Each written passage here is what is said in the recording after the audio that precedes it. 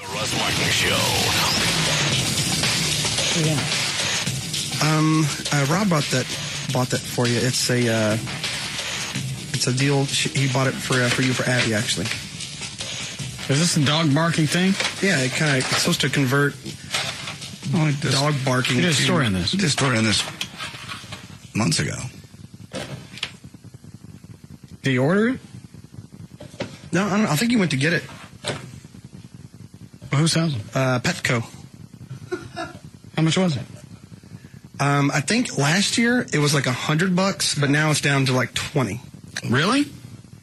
Yeah, but the story came out, it was $99. Hold on. Yeah, Adam.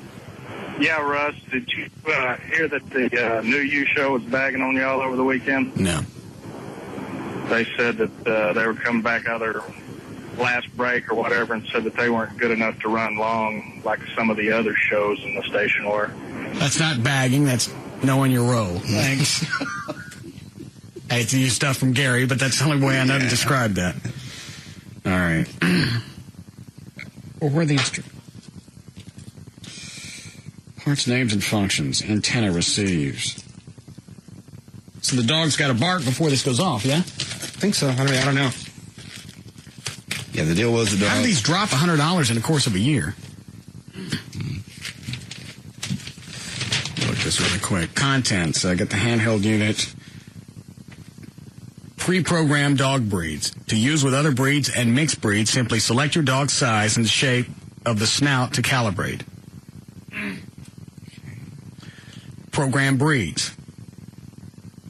All right, Chihuahua's on there. When you finish the breed setting selection, you will be directed to name setting and then gender setting.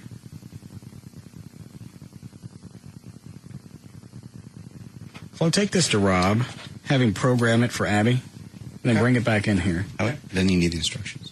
Oh, yeah, here, take this. That's all you need. And then bring it back in. Then I'm going to tie it on you. Why? See what it does. And then, if you miss the bit tonight, you can listen tomorrow when Craddock steals it and sticks it on Black Al Mac. Big Al Mac. Huh? Big Al Mac. Yeah. Money says he does that. Yeah. That's the wrong button. I'm sorry, that's the Kelly button. There's the Black Al Mac. What is it, boy? Is it up high? Yeah. Sorry. Don't sit here and say bull. God. Took me a second to catch that.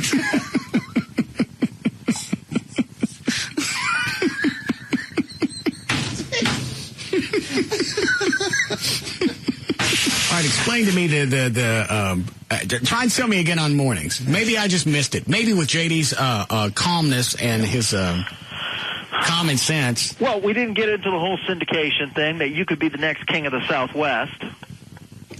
And obviously, why does that sound like it's a restaurant owner? It does. I don't want to be the king of the Southwest. No. You could be. I don't want to be. Big statue up front, holding the menu. I think it'd be huge if he cleared. Nice little red and white checkered overalls. Yeah. I'm the king of the Southwest. Dig my hair. Want a burger? No. Hungry? He'd be huge. I'm huge already. I like it. I like it exactly where I am. I know. We're just in a tough situation because, well, I mean, obviously, if you were in mornings, you'd dominate, so that's great. But at the same time, it's tough because we're completely opening the checkbooks for you. No, you're not. You sat there and said there's no more money if I go to mornings. What's my incentive? I know, because the checkbook is already overdrawn. Okay. Well, whose fault is that? Should have kept some back and then offered me a little extra to go to mornings. I couldn't keep some back. You said, give it to me all or I'm not signing, so I gave it to you all. Suck at negotiating. So I gave you everything. I was reading one of his trade magazines sitting in his office. He goes, well, there really wouldn't be any extra money. We're already paying you more now than we allocate for Stern in Dallas-Fort Worth. Yes, I got it. Oh, wait, that's your big sales pitch? Is I would go to mornings and I wouldn't get any more money? Well, I don't need to pitch you at this point in our relationship. I think we're close enough that I can just talk to you as a buddy. As a pal. I'm a pal! Jesus! Quit that!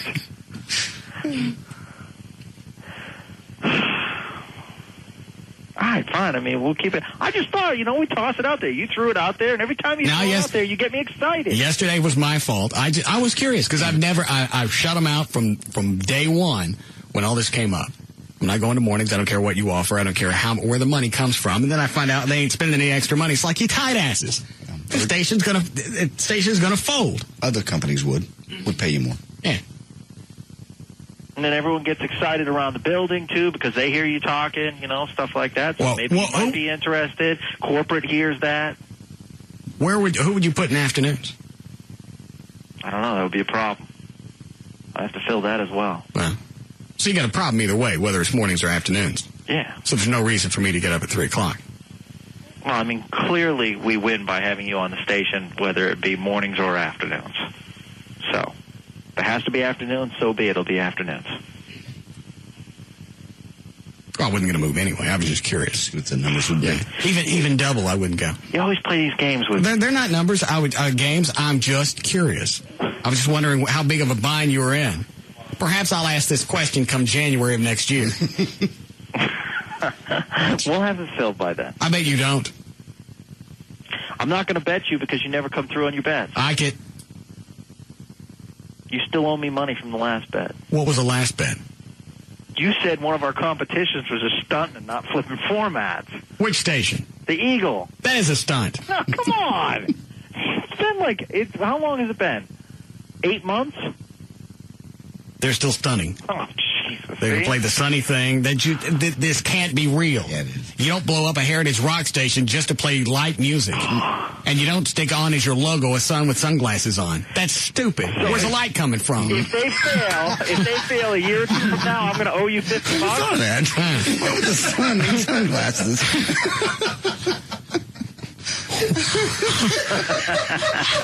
The Russ Martin Show.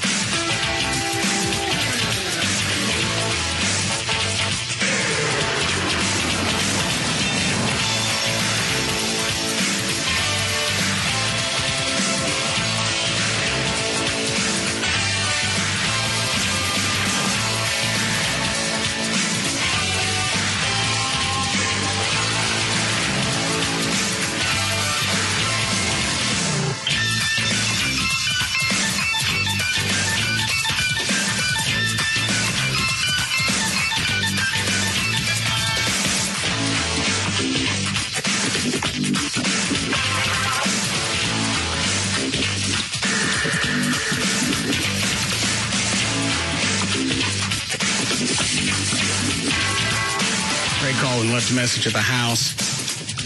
So there was an overturned 18-wheeler on 114 at Main. All right. So when I get to the 114, I'll just get off on the service road there in Grapevine. I'll go through the light, and I'll go around it. Yes. The wreck was on the service road. You're watching people zip by the highway, waving at you. Yeah, it's like Russ. Why'd you tell me it was on the freeway? because that's what Chuck told me. He called me up and said, you might want to call Russ. There's a wreck on 114. It's down to one lane. Why you tell him that, Chuck? It was on the service road. 114 There wasn't anything at 114 and 183. Now, there was a wreck at 114 on Main.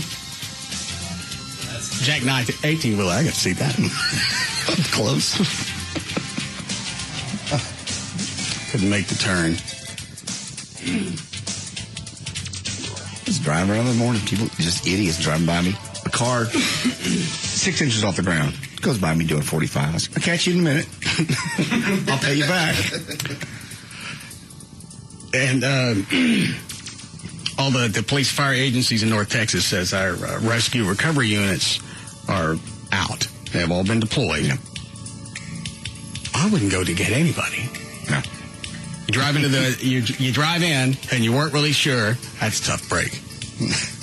They're all out.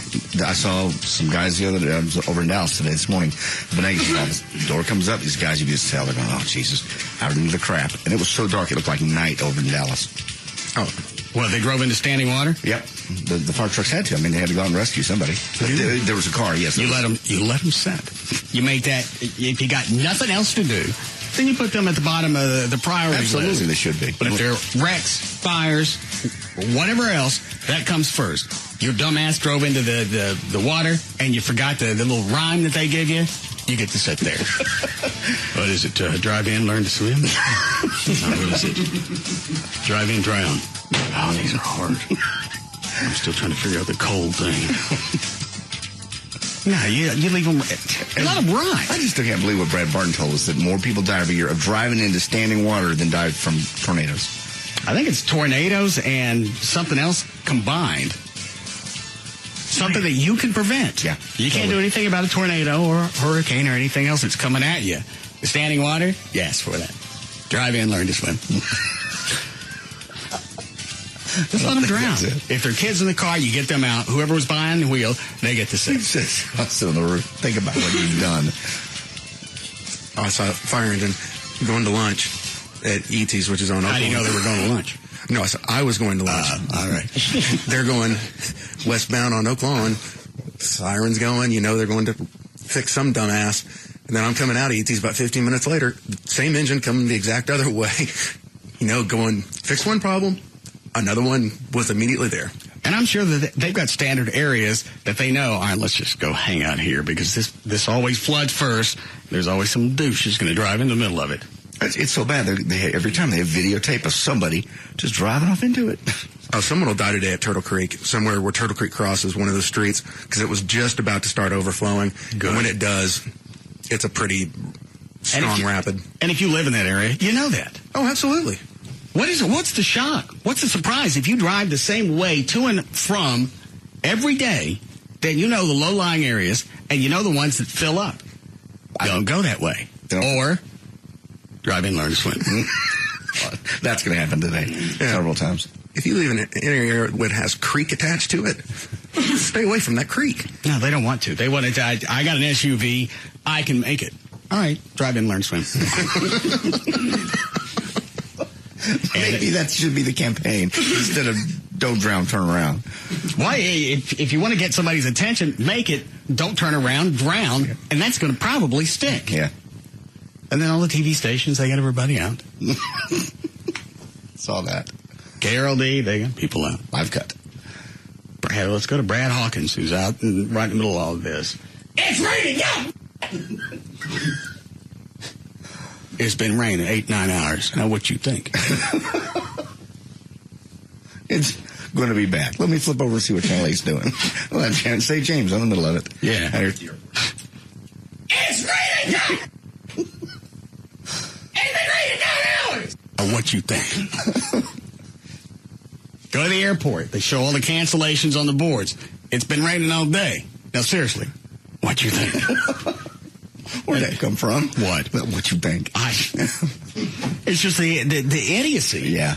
They go out and cover the things. We've said this before on snow days. Why don't you just take stock footage? You're going to have dildos drive into trees, run off the road, the cancellations at the airport. I don't know which day it is. Save yourself of running out. Being in the middle of it. Yeah, it's like Janet said when they were doing a live shot from the side of the freeway in one of the mobile trucks.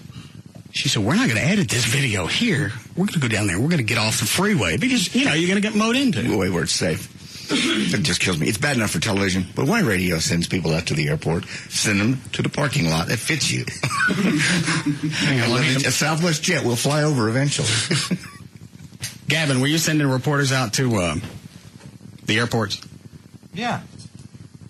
Why?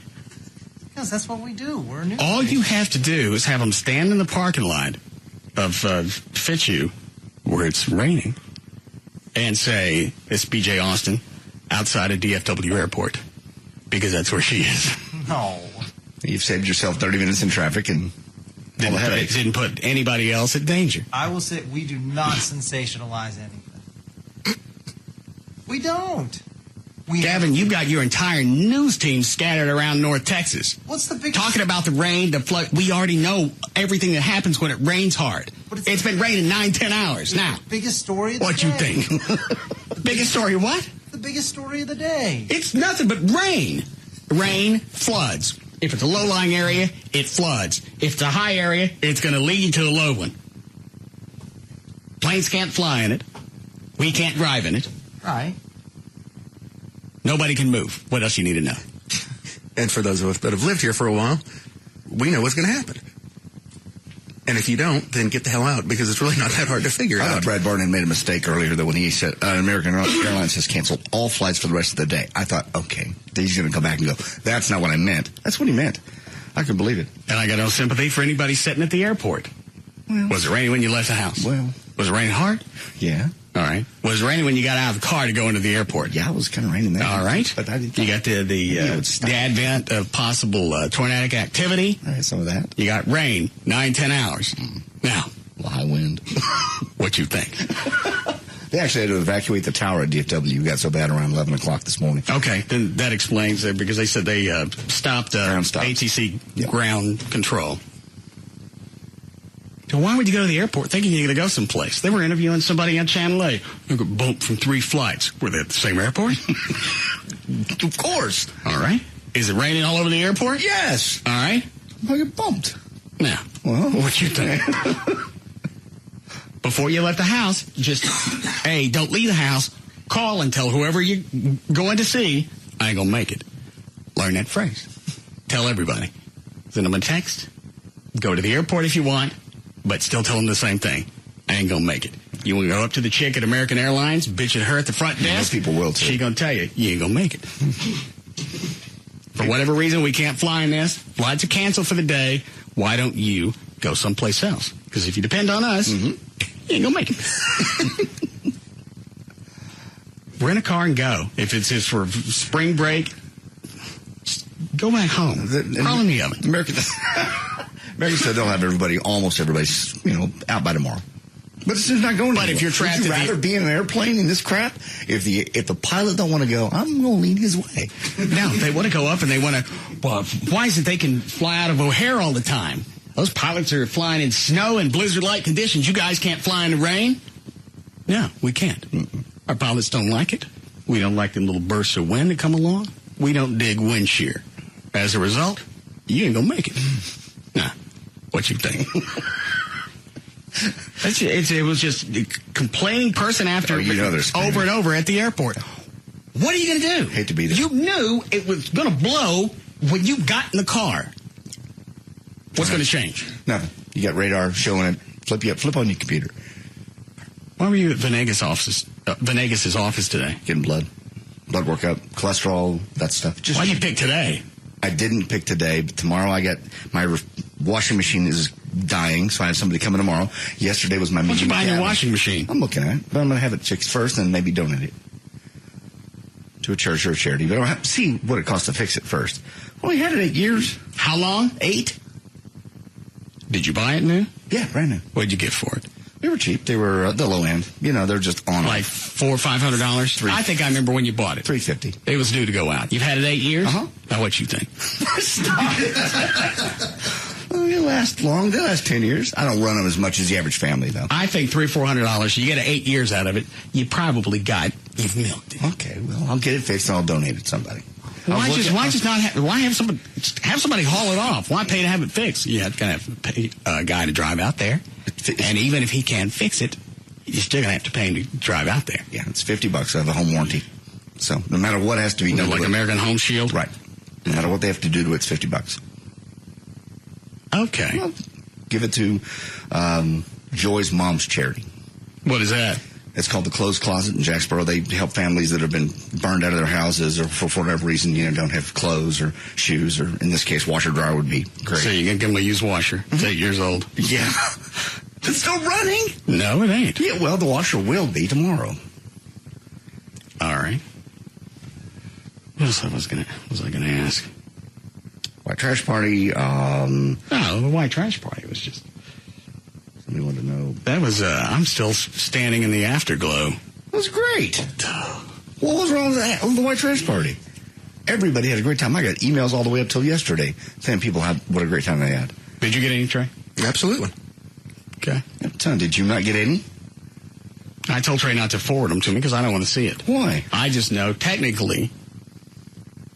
I called Gavin over the weekend. I went, Nokia was supposed to shoot video and audio of the event. Right. How long before I get that? They call and check. Gavin didn't tell them that we wanted audio. Just video. Here's your video. They gave us a video and audio. That's all Gavin told them. They said we deal with AV. You just asked for V. It says right here on the paperwork, AV, you check V. Now, what you think? You're going to kill that this week, aren't you? So we got 2 hours of video. That was sick. Back of sound. I'm sorry, my first hearing of this. What am I going to do with that? Nothing. Gavin, what am I going to do with that? I don't know. I thought about killing myself. Why would you just tell them video, no audio? I don't know. Did you think we were just going to have some old piano player play behind it? No.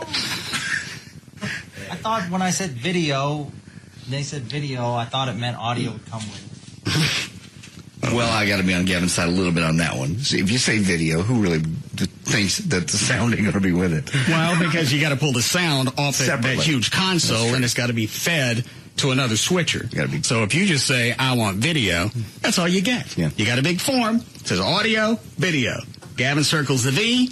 You don't get no sound. You got the V. So what am I going to do with that, Gavin?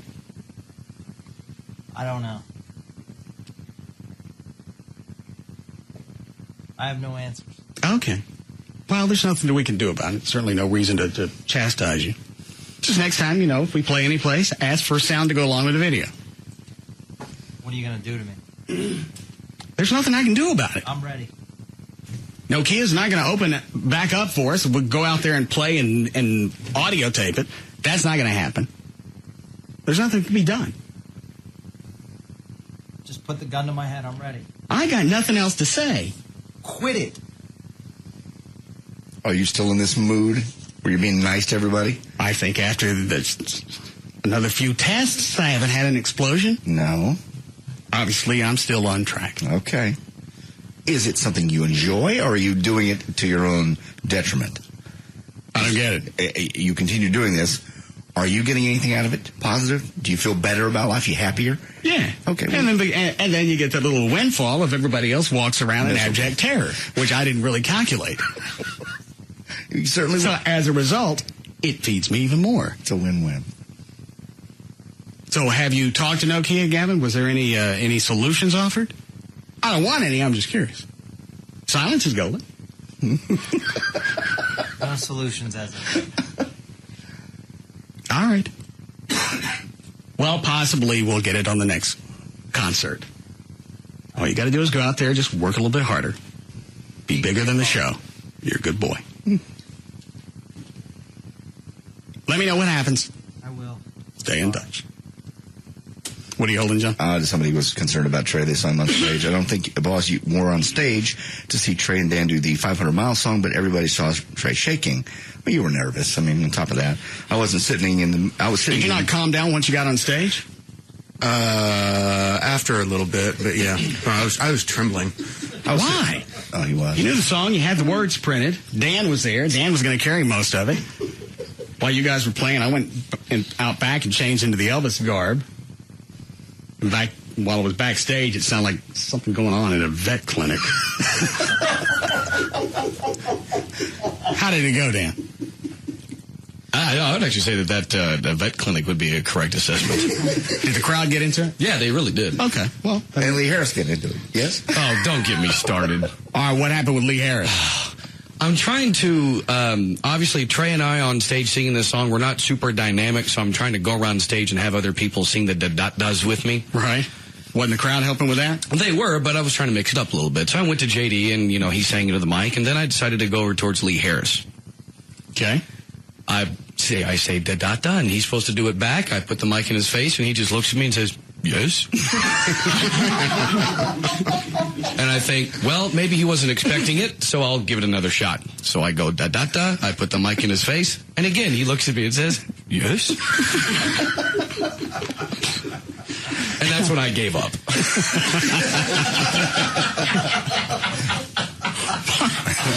Well, he's got to know the song. Was he out there playing it? Yeah. Yeah. And it wasn't the first set of the da-das. I mean, it was the second rung of them. So it's not like it came as a surprise.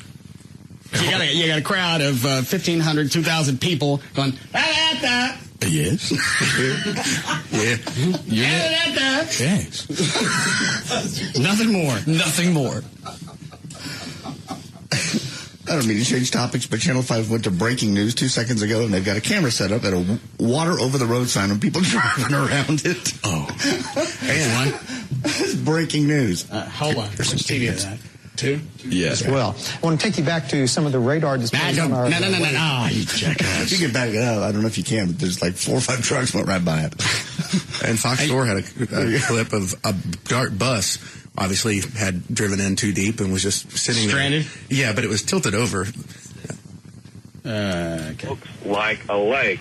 And can you pan over to the left there? And as you can see, these folks that are coming eastbound, they're actually not supposed to be doing that. All right, you've got the right lane that's totally blocked. There's a barricade up, and it says water over the road. Left lane is open. Clear for probably about another 15, 20 feet. And then it drops off into nothing. Mm-hmm. And you're right. Let's see how many. That roadway is closed, just as ours is. But, and as you can see, this gentleman right here has decided to go on through as well. But at this point, that's the situation here on Beltline, Dave, here in Wilmer. Yeah, that situation is being played out throughout North Texas with the 3... Is that what they're sticking in a lot of the news units now, are these dash cams? Dash cams. Over, yes. Because I think Channel 8 had a few of these. Back to our... Here we go. Well, there you can see the person coming through that high water. I guess there are barricades on that side as well. Obviously, the highest water is going to be on your side since that's closer to that. You can see the barricade over there. He goes. There goes the pickup. Always encourage people not to do what that truck right there is doing, going around barricades and trying to go through high water. Now, technically, I guess they do just have the right lane blocked off. Yeah, he's the left lane. even at a pickup, he just barely made it through that. And you don't know that. No. You don't know until you get past it whether you made it or not. Somebody went out with the trouble to put this up that says water over the road. Well, and what I love is the Channel 5 news van, if you think about it, if you were to drive up on that, is blocking the sign. So they may not even see it until they're already through it. Well, you don't know how close they are. What were you going to say, Trey? Oh, nothing. Okay. It never ceases to amaze me how stupid people are. What if they have that camera nonstop on the website? Because sooner or later, somebody's going to go through and drown. And I want to see that. I'm sure we had a dash cam video of it. Oh, look, somebody drove in there and they drowned. Now what you think? You're right. When Brad Barton threw out that stat that more people died from driving into high water, it's tornadoes and something else, and he said it was, I think it was lightning strikes. Okay. Combined. Something that you could prevent. You could see it. It didn't sneak up on you. They didn't just throw a low-lying area in overnight really quick and went, watch this. It's going to be cool. You're driving the same way to and from work every day. You know which areas flood. You know where the dangerous spots are, and you still drive into it and you drown. How does that work? Genius. Yeah, I feel so stupid. I knew this was low line. God. Well, according to the poem, I got to drown. All right, then. I'm going to look at the back seat. They say turn around, you don't drown. And the whole airport, they got every news team out there just showing scans of the signs saying canceled. Bitch, I know that. It's raining. Closed. You got the air traffic controllers that can't see anything. Planes don't want to fly in that. We already know they're closed. Closed all day. You know it's going to be closed. You at least knew you were going to be delayed 3 or 4 hours whenever you left the house to go to the airport. Don't stand there and complain because you're stranded. It's been raining all day. Now, what you think? Do we need a break? Yes. All right, we'll be back. Pump up the volume, pump up the volume, pump up the volume. We'll be back to the Russ Martin Show.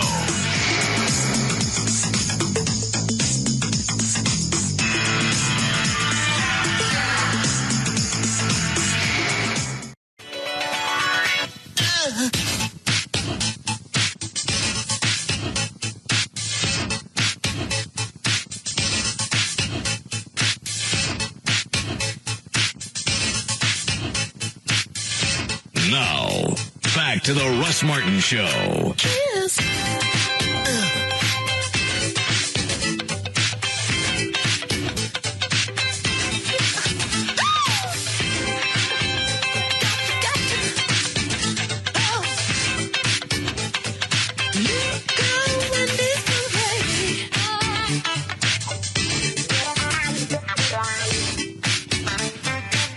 Is that Gail?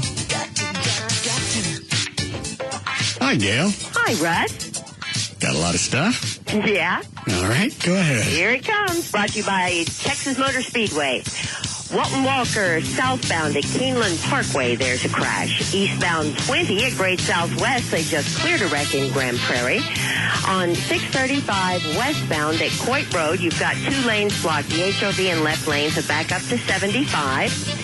On I-30 Tom Landry eastbound between Walton Walker and Cockrell Hill, there's flooding. In Arlington, I-30 westbound past Cooper, there's a crash.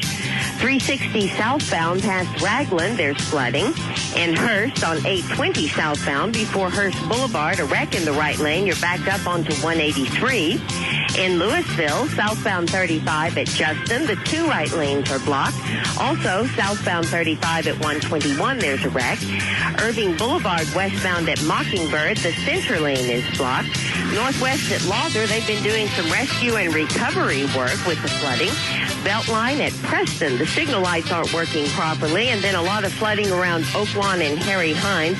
In fact, I couldn't even begin to name all the flooding areas, but Lancaster is one of those big deals this afternoon. I'm Gail Lightfoot on the Russ Martin Show. Thank you. Y'all should be about 50 for the low tonight, then tomorrow back up near 70 and some sunshine. 55 now at Live 105.3 and raining depending on where you are. Isn't all of Lancaster a low-lying area? Yeah, pretty much. Mm-hmm. That's like they said. They're doing rescue and recovery over on Lawther, which is the street that runs right along White Rock. Like, yeah. People that live out there, people that probably commute day in and day out, they know exactly what goes on over there. They know all it takes to overflow the White Rock Creek and the spillway. And spillway's there for a reason.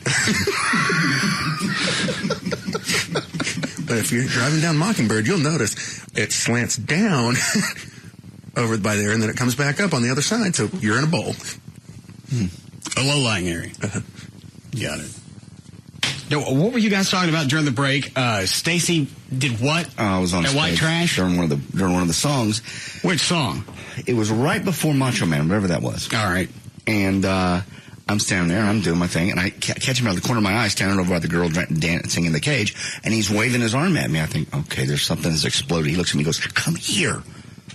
Okay, it must be bad. So I get off stage, I walk over, I go, "What?" He goes, "Do you think it'd be cool if, okay, this is going to be improv," and he has the old thing of oil in his hand. He goes, "I'm going to oil himself up and come out. I'm going to take my shirt off and oil myself up for this next song." I told him no 2 weeks ago. I told him no at band practice. I told him no Friday day of. He had the oil in his hand.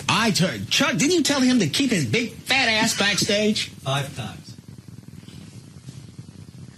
I'm going to give him one more shot, and then I'm going to have to take him out of the band. I don't know how you do with that. How you go about that? Yeah, I looked over, and I think it was during God Bless Texas. Everyone was dressed in white, except for Stacy. And Chris Gephardt. Well, Stacy's not supposed to be on stage, so it doesn't make any difference. Well, but he wanted to be on stage because he's trying to get. Chris Gephardt has a tambourine along with his horn, so he was there playing tambourine for a while. And Stacy is just begging him, "Please give it to me." He's doing the motions. Come on, and he's reaching out. So he's distracting people while they're on stage. Yes. Hand me that trumpet. Hand me anything. Give me that bass guitar. I'll oil it up. So wasn't bad enough he drags JD off stage. Now he's trying to drag Chris Gephardt. Or just get his tambourine from him. Well, ask a question you've already said no to at least twice. That seems to be a recurring issue with the band. One of the chicks wanted to sing some Patti LaBelle song. Well, no, we don't know it. She asked Chuck. He's in the same band. He don't know it either. Why is that an issue? What you say? Where's the communication problem? It really is like one of us is it's like two parents. Well, I asked Russ. He said, no, I'm going to go ask Chuck. Well, they said, no, I'll go ask JD. He'll let me oil myself up. Uncle JD. I guess he was going to, if I'd said, yeah, that's a great idea, he would have blamed it on me. He told me to do it. I have no idea where that came from. It's my first time hearing it. I went, does Russ know? He goes, no. I'm going, then don't do it. We don't improv. So he lied about it because I did know. He said, I asked him right to his face. I said, does Russ know you're going to do this? He goes, no. I said, then we don't improv. No. No, I didn't know he was going to do it because I told him no. Then he was telling the truth, kind of, sort of. I'm going to have to get some type of elephant gun and kick him out of the band. They like the Tina Turner where he comes out in the Golden May, it's great. but he just, for whatever reason, can't keep his big, fat, black ass backstage. And I don't know why, because we told him over and over, if you don't have something specifically to do during this song, get off stage. Exactly. And there's plenty of room. There ain't plenty of room for him. And Nokia, there actually is. There's plenty of room back there to stand in the wings. Oh, backstage? Yeah. And not on stage, seen. There ain't enough room for you. Not with 11 and the brass section and everything else. No. And really, the only thing that I wanted from Friday night was the audio to see what the 12-piece horn section sounded like. How'd it sound? On stage, I couldn't hear them. All I could hear was my monitor. Uh-huh. I know they were there. I got a little piece of it. But I didn't get anything else. Now, did nobody else tape this? You're going to get some audio from Alfie, who was running around with the video camera. You're going to get some of that. Who's Alfie? Alfie's... Board up. He was one that came to want to be. He came in and tried to put out the fireballs in Gavin's office the one day and swore in the hallway. He's the one that come running down the hall with the empty fire extinguisher? Yeah, that's it. I bet he didn't get no audio. It sounded great. How'd you know? After you passed out or before? Did you pass out either before or after you did the Proclaimer song? No. But I spent about 75% of the time out in the audience, so I heard most of the concert. Sounded very good. From what I could tell, they got into Eddie doing YMCA. As soon as the horns kicked in, those first few riffs, the rest of it I couldn't tell. I thought Trey had ditched me at one point. Why? Because I was coming backstage again, and right before you told me we were going on, and Trey was right behind me. You tell me when we're going on, I turn around, there's no Trey. And I were you trying to vanish? I knew I couldn't vanish. Well, it didn't hurt that I sent one of your security guards to fetch Trey. I mean, I've been in the same spot for most of the concert, so it's not like I was hiding. What is it that creates that much anxiety? I don't know. What's going on stage was okay, but it was just... And I told you that for the last year and a half, which is like when we used to do the strip off at LeBaire. Once you get on stage, your clothes are off. They've seen it. Nothing you can do about it. You might as well enjoy it. It's the ramp up that scares you. It really is. With LeBaire, for me, anyway. I don't let the ramp up bother me anymore. That's why I show up at 9 o'clock and walk out on stage. Perfect. Well, there's no reason to get there at 8:30. I can't do anything. We go on at 9. We're supposed to be off at 11. We went on at 9, finished right at 11. And I keep asking Chuck throughout the concert, because I have a watch, what time is it?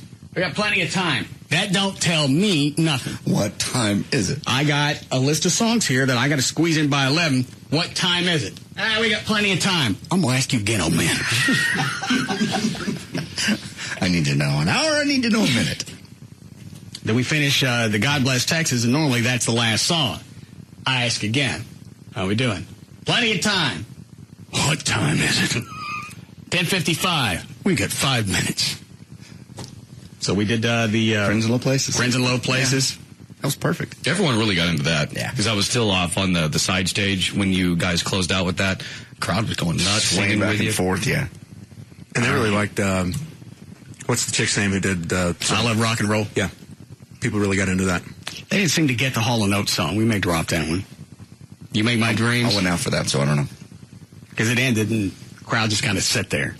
All right, well, we'll drop that one. Anything else, Bomb? No, not at all. Nothing. No. There were some mic issues when JD was singing. I think you're kind of a wash. That was a blessing. I unplugged it. What problem was going on with JD's mic? It was just cutting in and out. And So I couldn't hear that because I was listening to the monitor, so I didn't know. there was a 5 second deal where all the sound went out. All you could hear... In the entire house? Yeah. All you could hear was the drums And the bass player.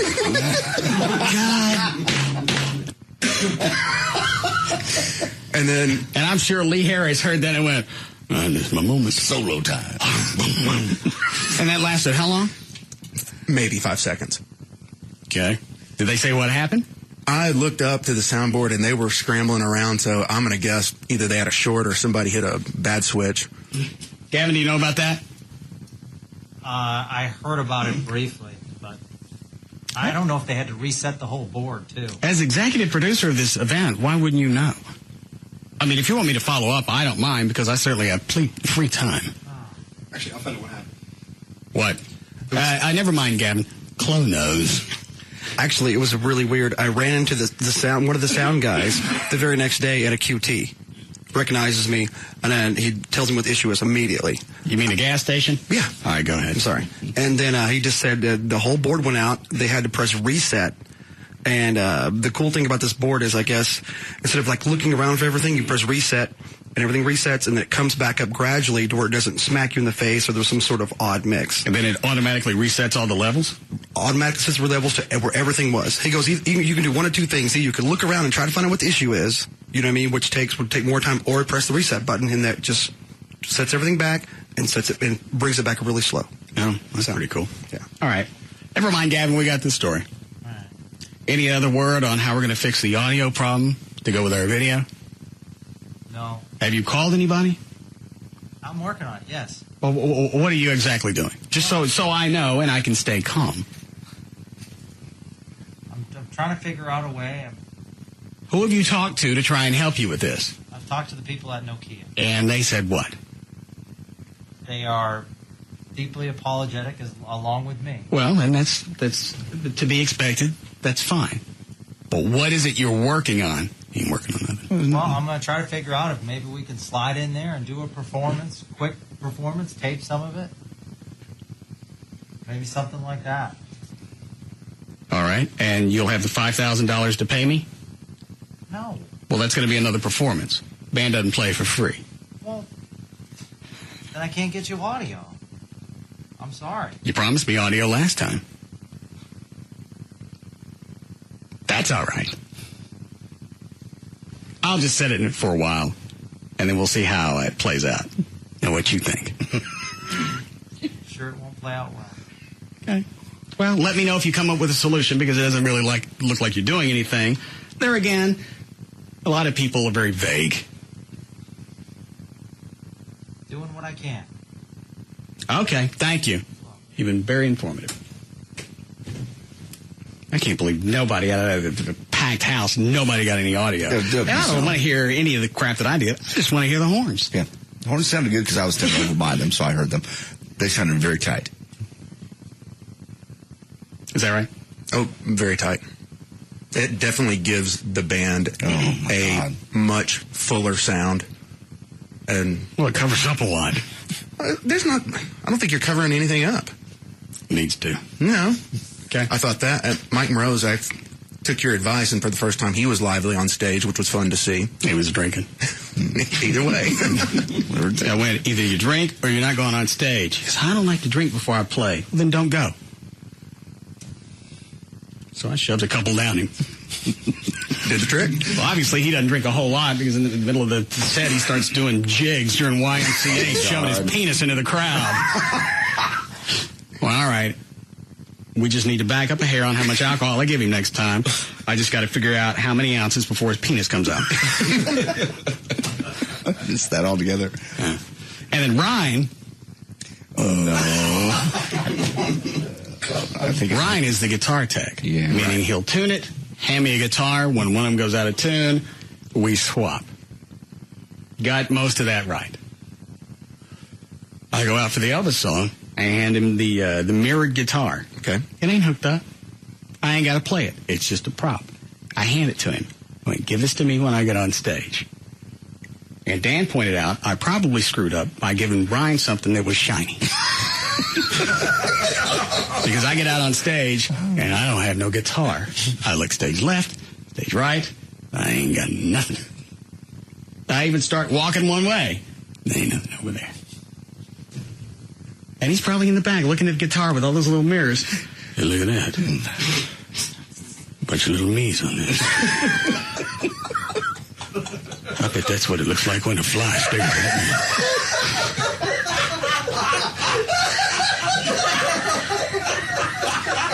It's a Ryan fly.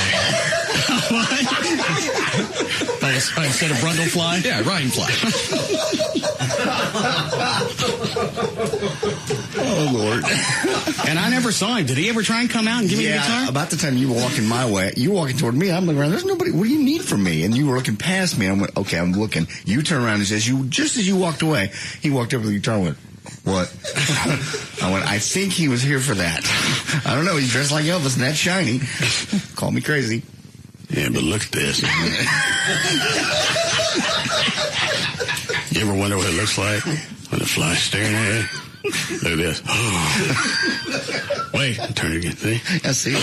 Very impressive. It's a bunch of yous. Why don't you oil yourself up and come on out with stage? Bunch of me's, bunch of you. Bunch of me, bunch of you.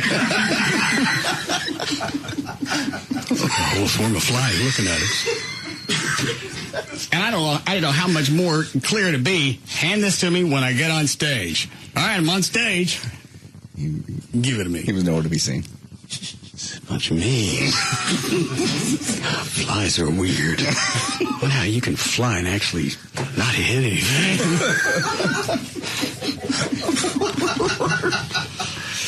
Was there anything else that went belly up? That was right. And nobody noticed I didn't have the guitar, so it wasn't that big of a deal. I just looked like a fool for like 10 seconds walking back and forth. Wasn't no Elvis stance anymore. It was, hey, what the hell? No guitars. It wasn't an F-up. It was just kind of random and interesting. I got to Nokia right at 7:55, and I went on to introduce Passing Strangers, the band on before you. Got it. And I was supposed to announce the after party at Baby Dolls, so they had a bunch of the girls from Baby Dolls come out on stage with me. I make the announcement, thank all the sponsors and everything, thank you for all the support. You join me at Baby Dolls Fort Worth for the after party immediately following the show. Okay, got it. Hang out with these ladies. Now here's Passing Strangers. I walk off, they start playing. Baby Dolls girls don't leave. What are they doing? They stand there. Do they start dancing? After about 30 seconds of looking around, thinking, they just had those blank looks on their, like a 1,000-yard stare, just, And then... Did you go back out there and grab them? Hell no. Because the crowd was enjoying it. I wasn't about to get the crowd turned on me, and just in case, I didn't want a platform stuck in my eye. How long did they stay out there? It was probably a minute and a half, until finally one of the Nokia guys came out and grabbed them. But they were just standing there, and then one of them just started kind of grabbing her boobies, looking around. I was like, is it okay to do this? Were they naked? No. They were clothed. It was just, maybe we should dance. But I guess no one told him, okay, when he leaves, you leave with him. Well, I don't know this song. At what point should our nipples come out? If they pay you. I don't know why they would just keep standing there. I don't either. And I thought that they were given, good enough instructions. Vanessa, the promotions director, said, okay, follow him. This is Dan. Follow him. Follow him. Whatever he does, you do. When he leaves, you leave. Well, next time, just tether him. And the carnival games, I was out in front for a little while from Outrageous Adventures. That seemed to be going over pretty well. That'll be great. The only downside was I think someone was roid raging on the strength tester. Oh, my God. Some guy. Who was this? Oh, there were two meatheads out there. I promise you, they spent an hour and a half hitting that damn thing. I mean, and it was just really back and forth. Oh, just ding. And Outrageous Adventures wasn't charging for any of those, right? No. You didn't have to pay anything when you went up? No, I don't think so. Yeah, you just had. I get in the lobby and so it was just ding grunt for half an hour. Yeah, but in very speedy succession. No, more like an hour and a half. I mean, it was non-stop. What's to prove after once? Had you dinged? Wasn't there like another 10, 12 games out there? Oh yeah. This one's vexing me. I'm gonna try and break that bell. I'm gonna win me one of those mirror guitars. Just need 20 more tickets.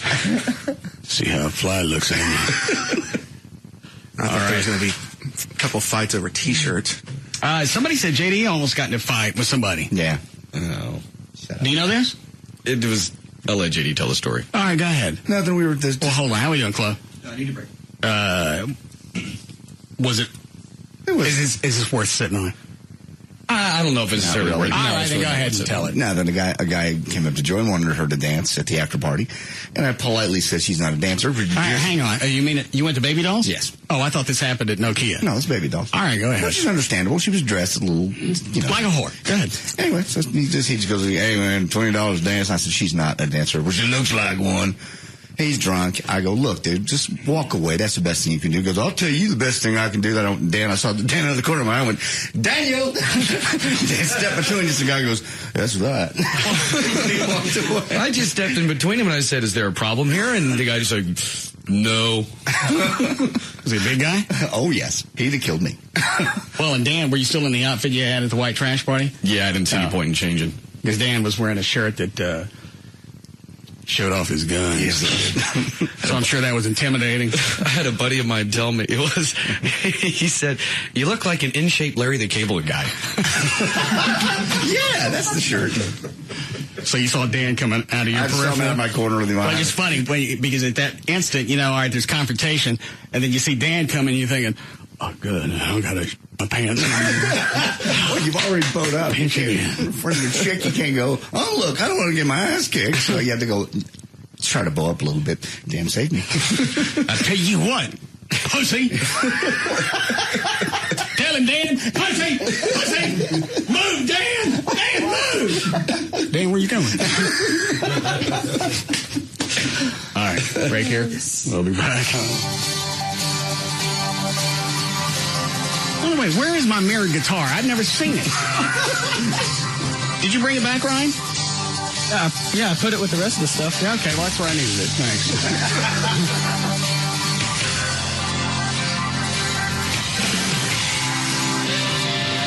We'll be back to the Russ Martin Show.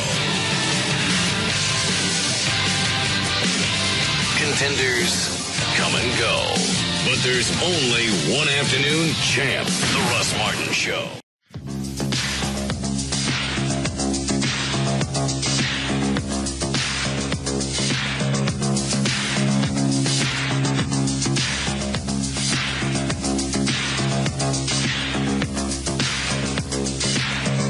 Now, back to the Russ Martin Show.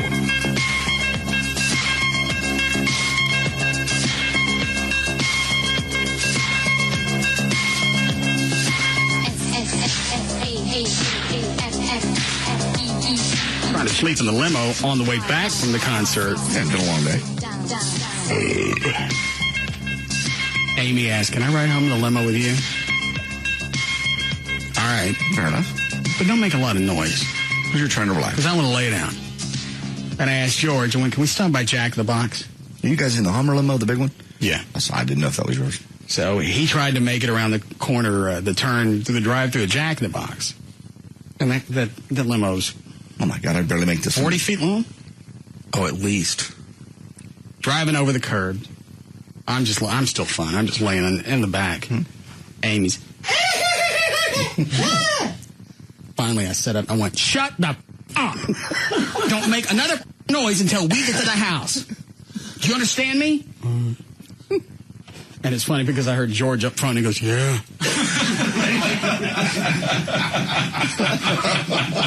It had gone on for like 20 minutes, and all I wanted to do was just lay there because I had 4 hours of sleep over the last day. Yeah, you were exhausted.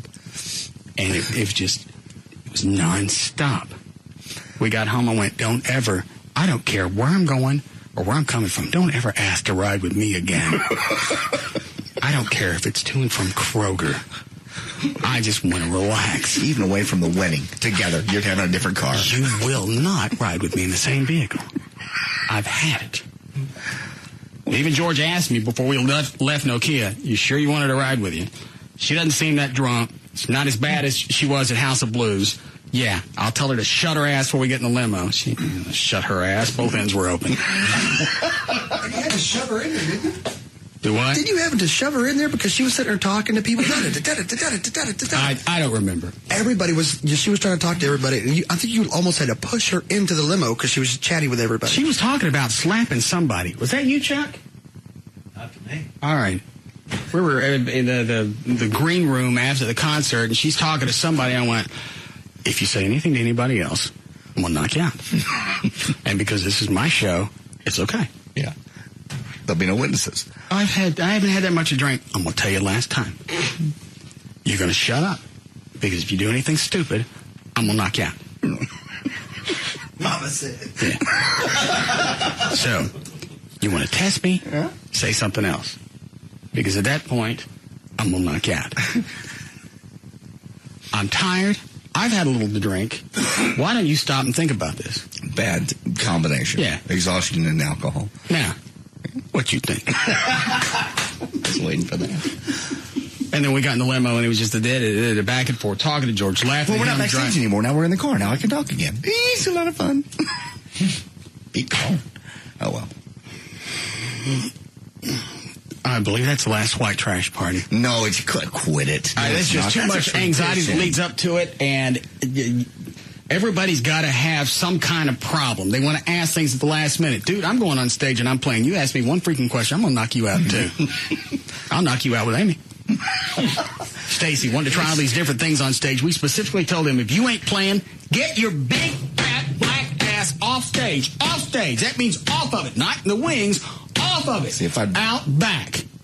If I'd known that, I could have handled that more so. I didn't know you told him that. And if I'd known he specifically had asked you about oiling up and taking his shirt off, I'd have been pissed. I was pissed that he pulled me off stage anyway to ask me an inane question. But to know he's already asked it once and got told no. I'll get somebody else to do Tina Turner. He ain't the only 500-pound black man in town. I'll find another one. I know. And Chuck, you told everybody, get off the stage if you're not playing. Absolutely. Oh, I saw that in the email, yes. I like Stacy. I like helping him. I want to help him lose weight. But if he can't, I'll find something big enough to kill him. If he can't just follow directions, he's out. I just think he gets around the stage, he gets excited, and he just forgets all kind of rules and policies. And if he didn't weigh 500 pounds, he really wouldn't be that big of a distraction. But he wants to get in the middle of everything. Mm-hmm. And when you weigh 500 or 600 pounds, you're always in the middle of everything. I'm going to get on his bus one day while he's driving. Hey, what are you doing? I'm driving, Russ. Hey, what's that over there? Hey, can you, can I have a steering wheel? Give me that. Can I just hand it to me for a minute? What's that over there? What's that? Hey, come to the back of the bus. No, seriously. Oh, like you ain't never. Come to the back of the bus. Just all of us get on his dart bus one day and bother him nonstop and go, okay, now you got a feel for it? You're right. It's the Drew factor. He can't.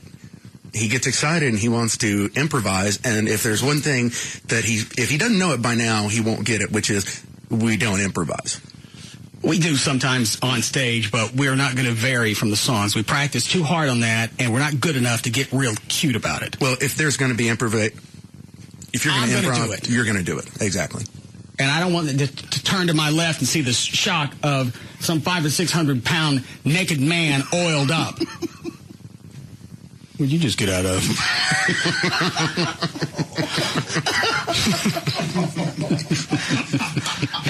And it wasn't like he was casually asking. He had the oil in his hand, ready to go.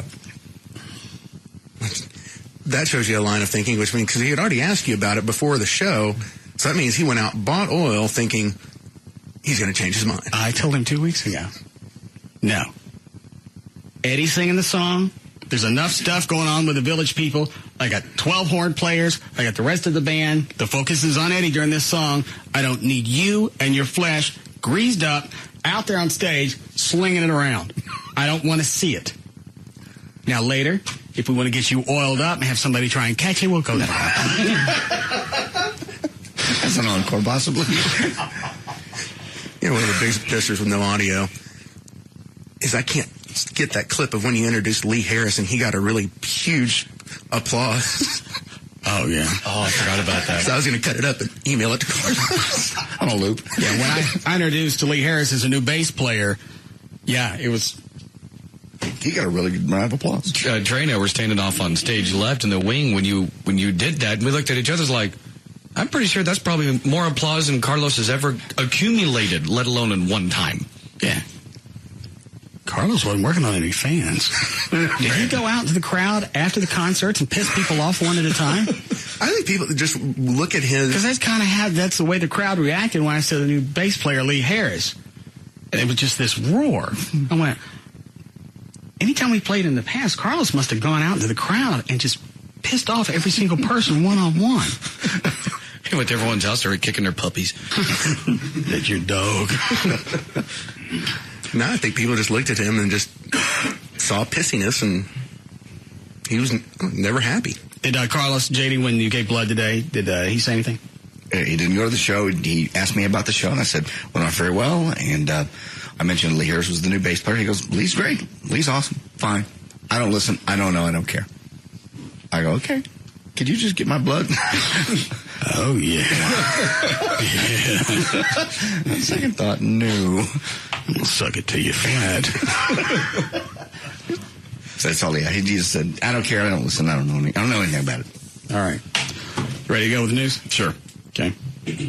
Anything else? What's the thing that just flashed on the weather service up there? Hunt County flash flood warning. I'm not in Hunt County. All right, 4:37. Dan O'Malley's here with news. Thank you, Russ. Tuesday, March 18, 2008. Birthdays today. Dane Cook turns 36. Queen Latifah is 38. Vanessa Williams turns 45. Charlie Pride turns 70. And Peter Graves turns 82. Well, in a landmark hearing on gun ownership, the Supreme Court appeared ready today to endorse the view that the Second Amendment gives individuals the right to own guns, but was less clear about whether to retain the District of Columbia's ban on handguns. See, I never knew that there was a ban on handguns in D.C. I didn't either. I didn't either until today. I went back, and after I saw that story today, I pulled the D.C. crime stats over the past 46 years. And I think the ban went into effect in the late 70s. Is it saying the story? I don't recall that. This story talks more about the overall Second Amendment Supreme Court stuff. I looked at the stats from like mid-70s to the early 80s, during that time where the ban had just taken effect. Crime didn't change. In fact, in certain categories, crime went up and the population went down. So you can't say crime went up because you got more people living there. In fact, according to the 06 stats that I looked at, fewer people live there now than they did in the 70s. No, that's why everyone lives in Virginia now, because D.C., really outside the beltway of museums, government offices, it's an S-hole. I mean, Georgetown is probably one of the more dangerous places. So that's why everyone moved to... All they had to do is go back and look just to what I did online today. Statistics. Some of the stats started to increase. Violent crimes, robberies, a lot of things where you would use a handgun went up. So obviously your ban didn't do any good. No, we've talked about this a million times. Banning handguns. The guy's breaking the law anyway. He doesn't give a rat's ass about your ban. And he's going to get a gun. The way this, does it talk about how all this started, Dan, in the story? The cop that's suing... No. Read the story then. Okay. The justices were aware of the historic nature of their undertaking, engaging in an extended 98-minute session of questions and answers that could yield the first definition of the meaning of the Second Amendment in its 216 years. A key justice, Anthony Kennedy, left little doubt about his view when he said early in the proceedings that the Second Amendment gives a general right to bear arms. Several justices were skeptical that the Constitution, if it gives individuals gun rights, could allow a complete ban on handguns when, as Chief Justice John Roberts pointed out those weapons are most suited for protection at home.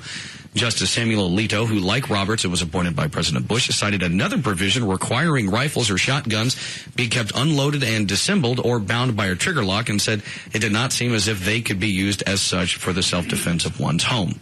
Where all of this started is there's a police officer in D.C. went to get a gun to keep in his house. Okay. He was denied the permit. That's where this started.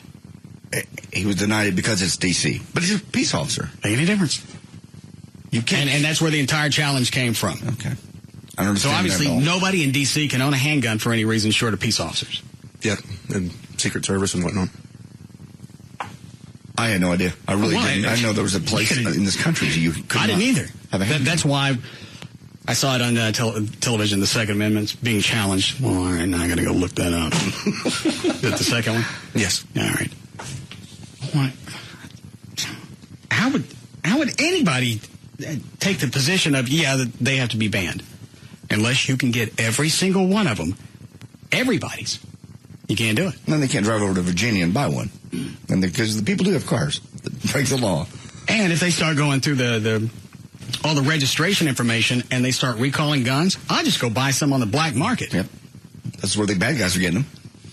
I'm not going to... It's never worked. I don't know how they could even justify it now. You can't have a gun in your house. Well, D.C.'s a screwball place because it's not a state. It doesn't have any congressional leadership. It's still governed by the laws of the land.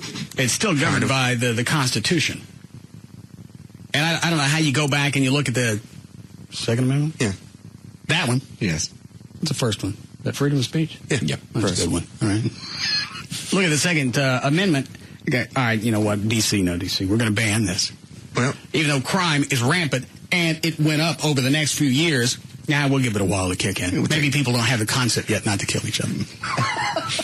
We'll take about a 5-year study, look back, nothing changed. In fact, it got worse. And another one of their reasonings was, 90% of all armed robberies are with handguns. Yeah. Well, okay. Well, what are the other 10% using? Swizzle sticks? It doesn't matter. That's not going to change when you ban them. They're already breaking the law. They don't care. What does the Second Amendment read exactly? It actually reads, the Second Amendment, a well-regulated militia being necessary to the security of a free state, the right of the people to keep and bear arms shall not be infringed. But, well, they want to look at that as militia, and if they want to go back and interpret it the way they want to, it might not necessarily mean individuals. Just military and cops. Yeah.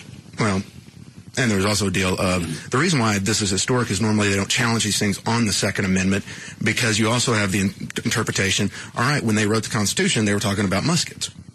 You're not talking about something that can fire off 9 slugs. All right, well, you should have changed the law before things got out of hand. Tough break.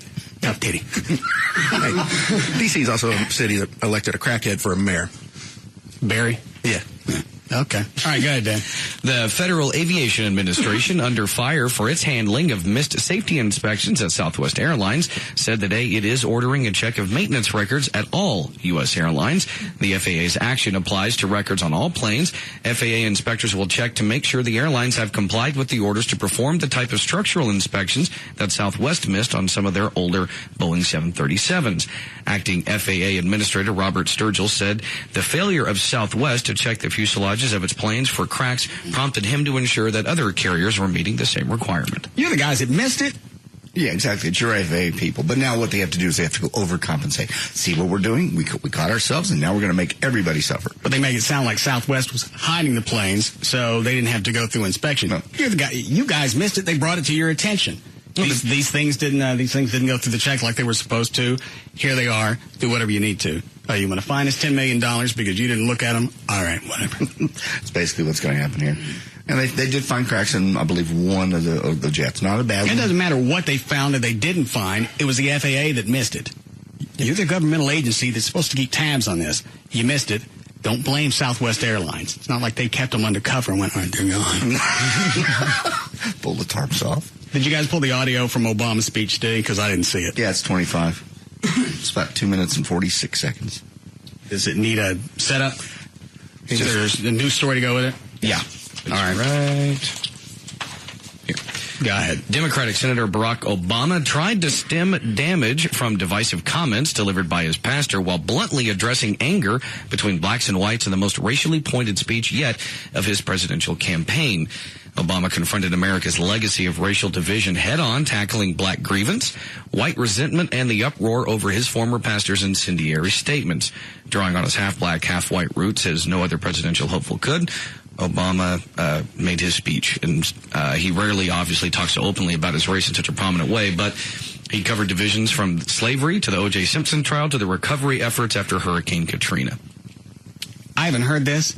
There's nothing he can tell me that's going to undo any of the damage that's already been put in place because you waited. You waited until it came out. You already knew some of the things that Reverend Wright was throwing out. Don't make it sound like after 25 years, all of a sudden, he came up with this stuff on his own. No, that was the worst thing he did the other day when he said, "I didn't know." Yeah, you did. This is a reverend. It's not like I go to Big Ed's church. I may not know how he votes politically. This is somebody you've had dinner with, been intimate with, talked with for many hours. Well, this is your spiritual leader, your advisor, I'm going to guess a confidant. I'm sure from time to time he said, I don't like Whitey. Well, and he uses the pulpit to espouse his political views. I don't care what he's doing. It's his spiritual leader and advisor who he married Obama and his wife. He's been around Obama for a good portion of his life. Don't feign ignorance. I didn't know he didn't like Whiteys. Who knew? He never really said anything to me about it. Short, I don't like Whiteys. So I don't care what he says in this or the spin. That's not going to undo any of this. He does a pretty good job attempting to spin it. 25. That the discussion of race in this campaign has taken a particularly divisive turn.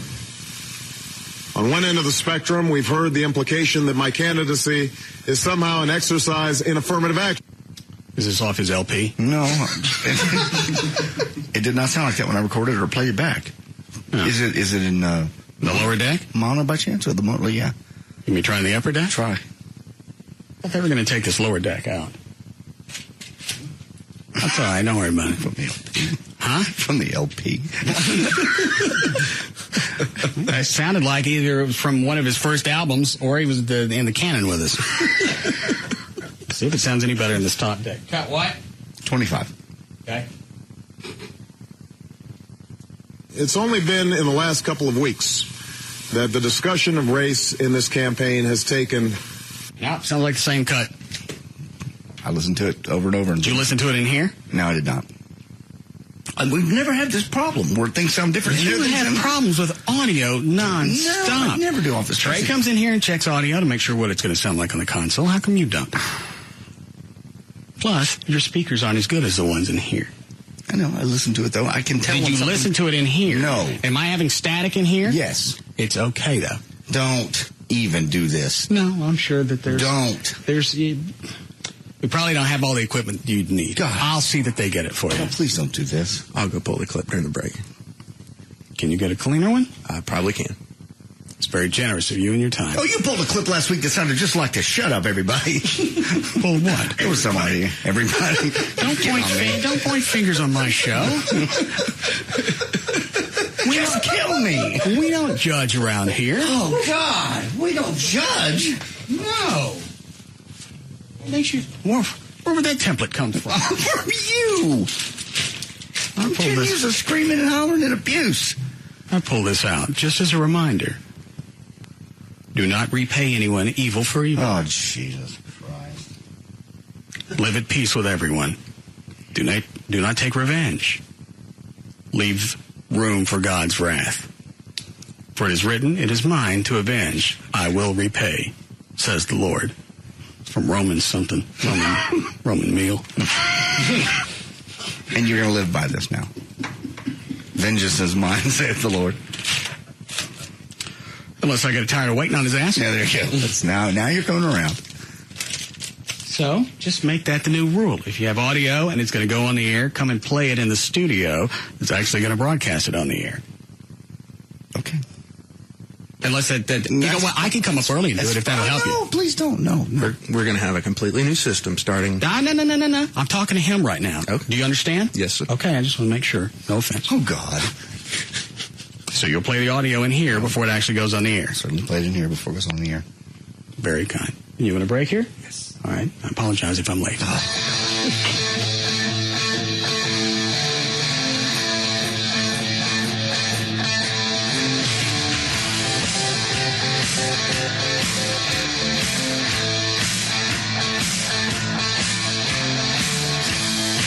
We'll be back to the Russ Martin Show.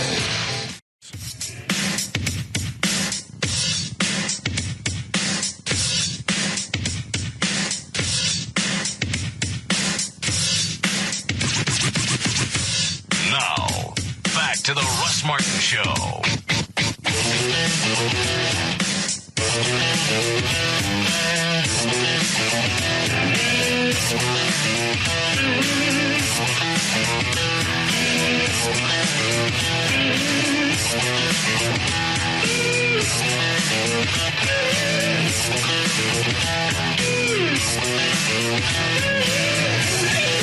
That traffic. Hi, Gail. Howdy, Russ. What do you got? I've got Carter Eye Center and southbound 45 still closed at Fulgham Road because of a wreck. Eastbound Northwest Highway is closed at Buckner because of the flooding. Eastbound I-30 at Grand Avenue, you've got the left center lane blocked. Traffic is back up past downtown to Sylvan by the big post office. Eastbound 20 at Lancaster Road, the two left lanes are closed. And, of course, Lancaster is flooded. 10 Mile Creek, they're doing evacuations along that. On northbound 35 Simmons at Continental, a wreck just reported. On I-35 South R.L. Thornton at Camp Wisdom, the exit ramps to Camp Wisdom are closed because Camp Wisdom is flooded. Southbound 35 Simmons at Beltline in Carrollton, you've got the HOV in left lanes blocked by a wreck. You're backed up beyond the Bush Turnpike.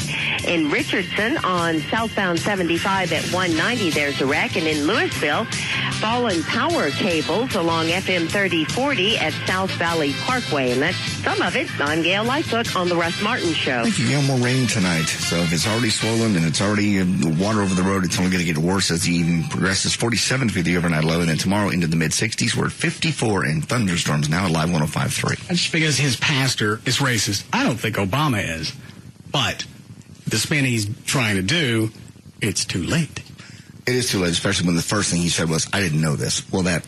Oh, we knew it. Oh, yeah, we knew it. Trey found it on the internet, or somebody sent him the link. All right, if it's been on the internet, then you probably knew. Because that video existed long before it hit the internet. Yeah, 7 years. Mm-hmm. Yeah, let's see what I got. My politics and my professed values and ideals. There will no doubt be those for whom my statements of condemnation are not enough. Why associate myself with Reverend Wright in the first place? They may ask. Mm-hmm. Why not join another church? And I confess that if all that I knew of Reverend Wright were the snippets of those sermons that have run in an endless loop on the television set. Those aren't snippets. These are full-blown sermons. These aren't things that could possibly be taken out of context. It's not a medley of his greatest hits. They're pulling sermons out that are the clips I've heard 10, 15 minutes long at least. Yeah. And this is a man who claimed to go to this church quite often. So it's not like he just went there every once in a while and Reverend Wright was on good behavior when he was there. They're, in fact, even saying that in the GD America sermon, they think he was there. Well, you know, if there were any type of attendance records, people are going back over those, and they're going to ferret through those. Mm-hmm. And YouTube, if Trinity United Church of Christ conformed to the caricatures being peddled by some commentators, there is no doubt that I would react in much the same way. But the truth is, that isn't all that I know of the man. The man I met more than 20 years ago is a man who helped introduce me to my Christian faith. A man who spoke to me about our obligations to love one another, to care for the sick, and lift up the poor. As imperfect as unless they're white, he has been like family to me. He strengthened my faith, officiated my wedding, and baptized my children. Not once in my conversations with him have I heard him talk about any ethnic group, in derogatory terms or treat. So this is something it's a new kick for Reverend Wright.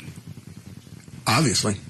25 years, if I read it right, Obama's been going to the church. Mm-hmm. Out of 25 years, Reverend Wright decided, I've had it with the white. Yeah, today's the day. Yeah. Today's the day I'm going to snap, because I've had it with every white a-hole around me. Plus, it'll help Obama's campaign. Were you going to say, Trey? No. He started on that we know of in 2003, so it's not like he just decided. He who? Reverend Wright. Thanks. Sorry, gave one of the GD America and white people. I mean, that's going back to 2003. So this isn't brand spanking new. Right. This is audio video that's been around for 5 years. And obviously Obama doesn't want to come, or didn't want to come out and address it because, all right, now I'm going to give Hillary and everybody else, I'm going to give them ammunition to come back and get at me. Well, you know somebody's going to dig this up sooner or later. Address it ahead of time. These things are going to come out. I want you to know my take. Full disclosure now before it comes out later and you look guilty. It's like the new governor for New York. Well, that's first thing today. Comes out. Hang on. The one that just replaced Spitzer? Yeah. Yeah. What did he do? He came out today and said that I can see! Light alone! What? He came out and basically said he and his wife between 99 and 2001 had a rough spot in their marriage and they both had affairs. So get that out of the way now. Well, because nobody digs it up and goes, oh, now look who we replaced Spitzer with. Do it. Bring it out now. We had a bad place. We were separated. I had an affair. She had an affair. We're back together. Now shut up. That's the way to do it. It's the only way. Well, he could have used the defense if I thought I was banging him. Smelled like her. Then I realized, well, they all stink. How about that? So each one of them had, while they were separated, one extramarital affair. They just said they had affairs between those 2 years that they were having marital problems. Yeah, New York Governor David Paterson, who took over the state's top job yesterday after Elliot Spitzer resigned amid a prostitution scandal, has admitted he and his wife Michelle had affairs during a rough patch of their marriage several years ago. Patterson told the New York Daily News that he maintained a relationship with another woman from 99 to 2001. He and his wife... That's a long rough spot. Yeah. I thought this was just like a couple of months or something. Even shorter than that. Yeah, this is obviously a full-on relationship. He and his wife eventually sought counseling and repaired their relationship. The couple agreed to speak publicly about their marriage in response to rumors about Patterson's personal life that have been swirling in Albany, New York since Spitzer resigned. Yeah. Well, at least he still beat the curve on this one. There were rumors. He knew that it was going to come to the forefront sooner or later. Bring it out. All right, let's address this one. You tell him whatever you want, sweetie. I'm going to throw him blind. And they know they all stink. Yeah. They didn't know. Since that was my first time outside of the marriage, I didn't know they all stink. So, two things. First of all, I didn't mean to. And secondly, I apologize for anything I said to you about your clan. Go ahead, man. That's really about it. Federal prosecutors are still deciding whether to pursue charges against Spitzer. And after his inauguration Monday, Patterson and his wife, Michelle, acknowledged the relationships but did not go into any details. And that'll be the end of it. It'll go away. Well, there's nothing to dig in. Well, they'll go back and see if there were any other indiscretions. But they've already admitted we've had this problem this far back in the relationship. You know about it. You want to dig around? Fine. We got nothing else to say. And really, Patterson, the new governor of New York, is basically saying, yeah, I did it, but I didn't pay. I didn't pay, and nobody had a penis. So unless there's anything else that you guys are worried about, I'm free and clear. I'm going to move on with the business. Unless somebody snuck a dog past me. And what's to consider as far as prosecutors, whether you're going to go after Spitzer or not? Well, because the main part of their investigation, at least initially when the story broke, was they were investigating the prostitution ring itself, and he kind of got caught up in it. So they have records of him paying prostitutes. They have records of him flying out of state to go meet with prostitutes who also flew from other states. Now they also can slap him with the Mann Act, which is a little squirrely. But you got enough stuff to climb up his ass for a long time. Yeah, and I think Trey even mentioned it last week as far as they're also trying to investigate whether or not he was involved in any sort of money laundering with the exchange of the funds for the sex. I think them saying they're still trying to decide if they're going to pursue is basically them saying, there's a whole lot of stuff that we have to go through. How much are we going to hit him with? We want the best case possible, and we're going to wait. What's the rush? Okay. Anything else in Obama's thing? Because it sounds like this part of the speech today, he's really kind of soft-selling it. He comes off very much with, it's America, and here's who I am, and my family. He goes back to his family and his roots, and his father or somebody worked. Now, this clip's only got another minute. Let me listen to it. Whites with whom he interacted with anything but courtesy and respect. He contains within him the contradictions, the good and the bad, of the community that he has served diligently for so many years. I can no more disown him than I can disown the black community. You better. It's too late for that. It's too late for him to disown and distance himself. This is the only way he could do this today. The only way he could spin it. Wraps himself in the American flag. He's part of family, and you don't turn your back on family, even though you got the crazy uncle that says certain things at the dinner table. You love him anyway. Do we still have a clip from Reverend Wright? Somewhere in the speech. Because what's missing here is you have Obama in a very patriotic atmosphere. Wrapped by 14 American flags behind him. Can we get him? That he didn't follow one of Reverend Wright's speeches. Yeah. Had he immediately followed that audio, this would be a lot harder sell. The distance, you mean, from the time we've heard all the audio? Had Obama walked out immediately after they played the audio of Reverend Wright, this speech wouldn't carry any of the weight that it has. No. Because after you listen to this, there ain't too many different ways to spin this. Short of you just walk out there and go, I don't know that. Oh, we have a picture of you and him hugging. That's a different one. That's you and him. What? He's in the pulpit. You're there. I have a bunch of them. He's in your wedding picture. Photoshop. Yeah, like I said, I don't know that.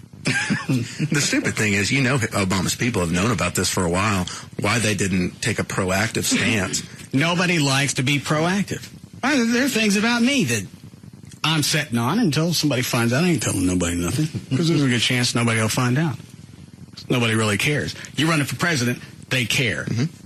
And if Reverend Wright's out there and he's dishing out stuff like this. People have to put up with, who cares about what a poor black man has to face every day in a country and a culture controlled by rich white people. Somebody missed that. You got nervous because we got some white members here. I am still in Bible country. I am still in the text. Jesus was a poor black man who lived in a country and who... You better get better artists then. who lived in a culture that was controlled by rich white people. The Romans were rich. The Romans were Italians, which means they were European, which means they were white. And the Romans ran everything. And Reverend Wright doesn't get away with this just because he's behind the pulpit.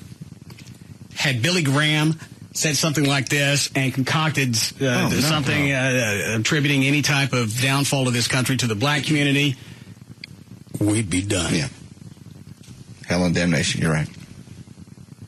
But now you have the religious protection and black. You really don't need anything else. You can say damn near any freaking thing that you want and not have to worry about any type of retribution. Had Oral Roberts or anybody else thrown out something, flipped it around, made it negative towards the black community, we'd be burning. You're absolutely correct. And it's very sad that they can hold that shield up and say anything. And again, we'd never have heard all this if it wasn't for Barack. What do you mean? We never would have heard this video. This has been floating around for 7 years. Nobody cared. Oh, yeah, because of the association. Yeah. Thing in Jesus' country.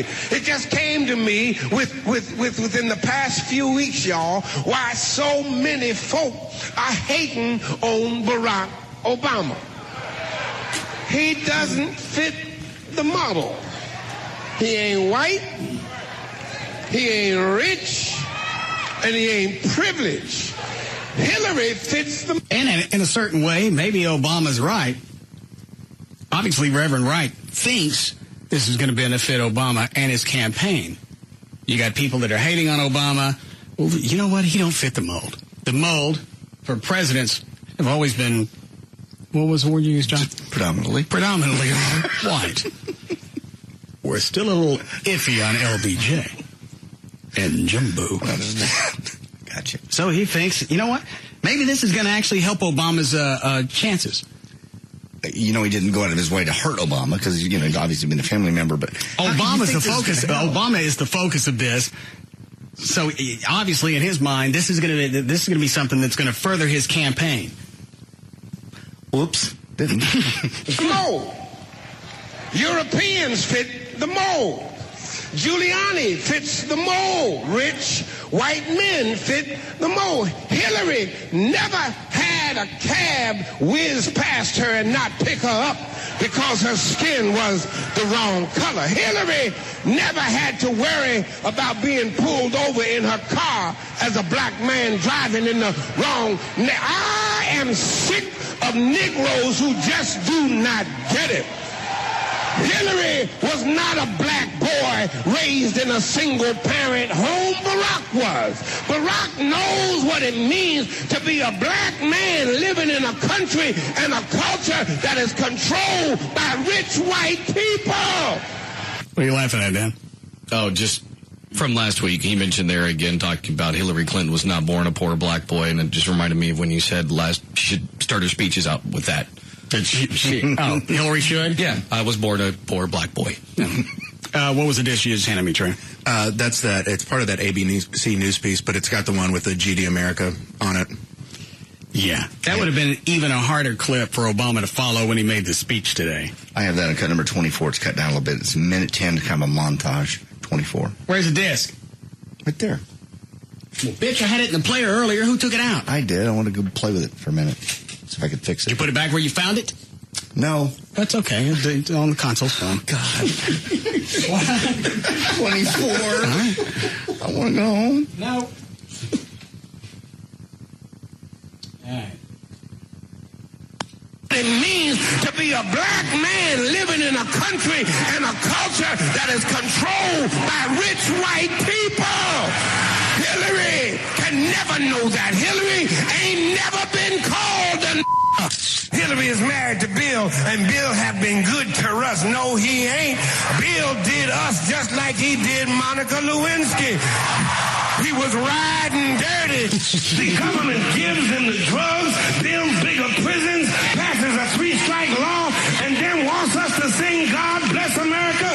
No, no, no. Not God Bless America. God America. That's in the Bible for killing innocent people.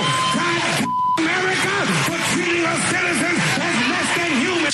We bombed Hiroshima. We bombed Nagasaki. And we nuked far more than the thousands in New York and the Pentagon. And we never batted an eye. Now, tell me how much weight this speech carries now.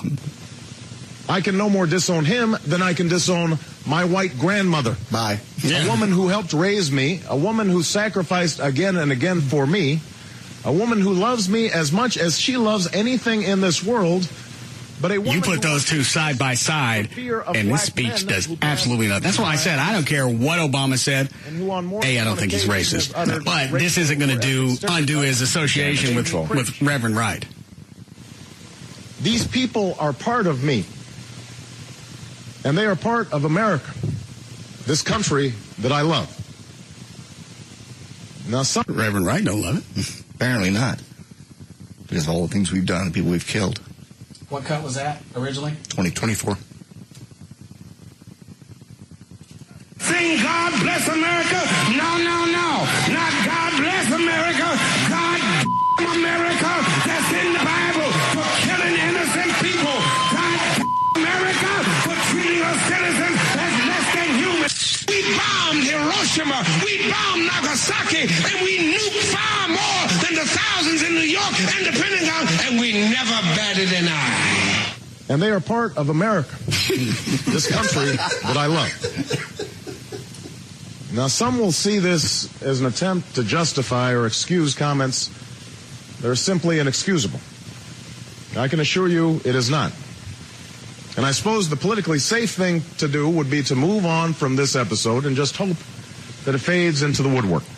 You can't hope we that can dismiss Reverend Wright as a crank or a demagogue, just as some have dismissed Geraldine Ferraro in the aftermath of her recent statements as harboring some deep-seated bias. But race is an issue that I believe this nation cannot afford to ignore right now. We would be making the same mistake that Reverend Wright made in his offending sermons about America, to simplify and stereotype and amplify the negative to the point that it distorts reality. Okay. And that's astute. It's valid, but it's still too late. I was going to say, the speech by itself, standing alone, is quite valid, but you're right. You melded into that, and it's not. Yeah, you mix it back and forth with Reverend Wright, it becomes beyond diluted.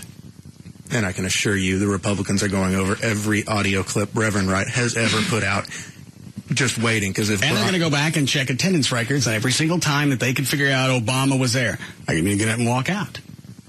If he gets a nomination, that's the first thing you're going to see. You're going to see a picture of them officiating his wedding, holding hands, doing this, with that speech in the background. Audio playing on it. Hold on.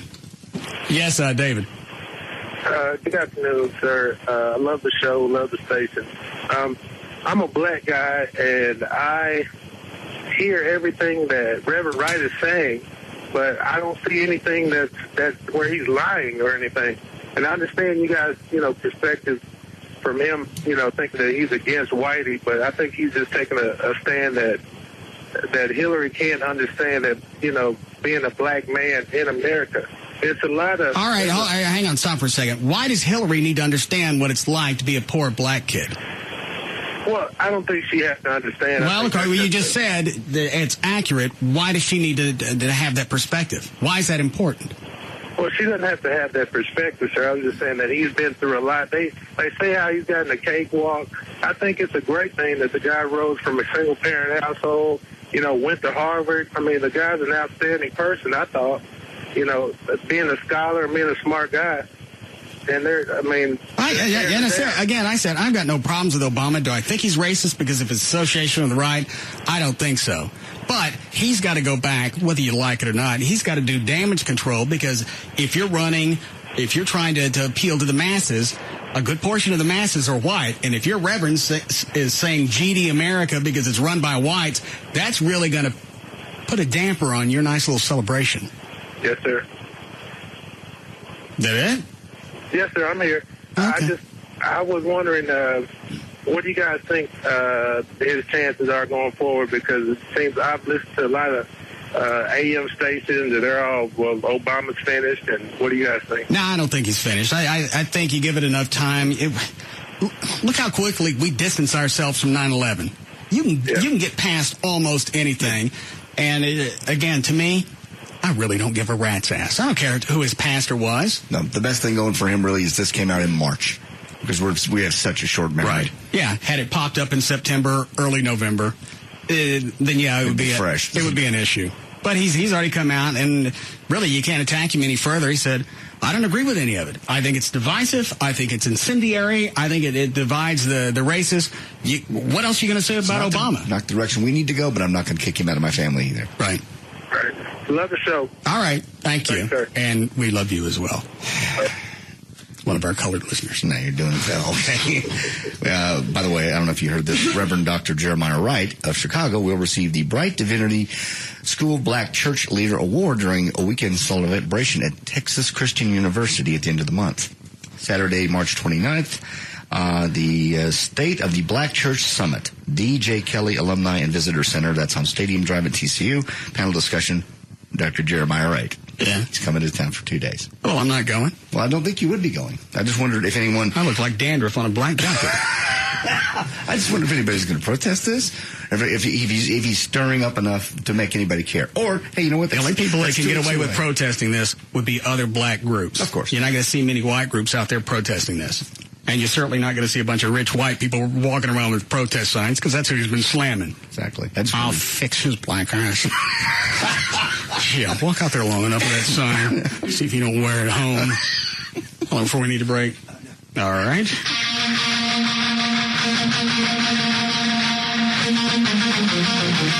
We'll be back to the Russ Martin Show.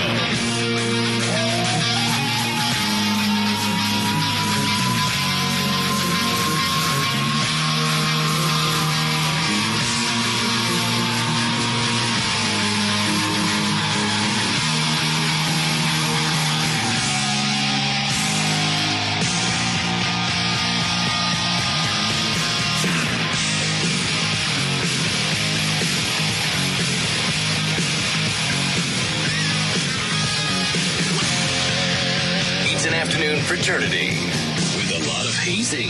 The Russ Martin Show.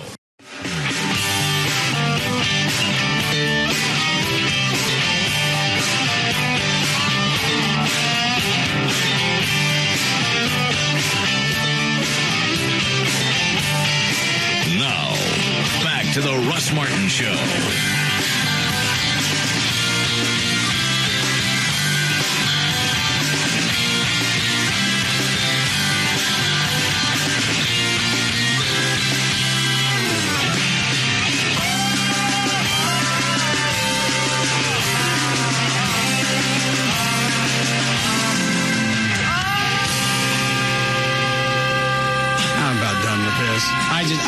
I feel bad that it happened to Obama because I don't think really there's a racial association there. There's certainly not.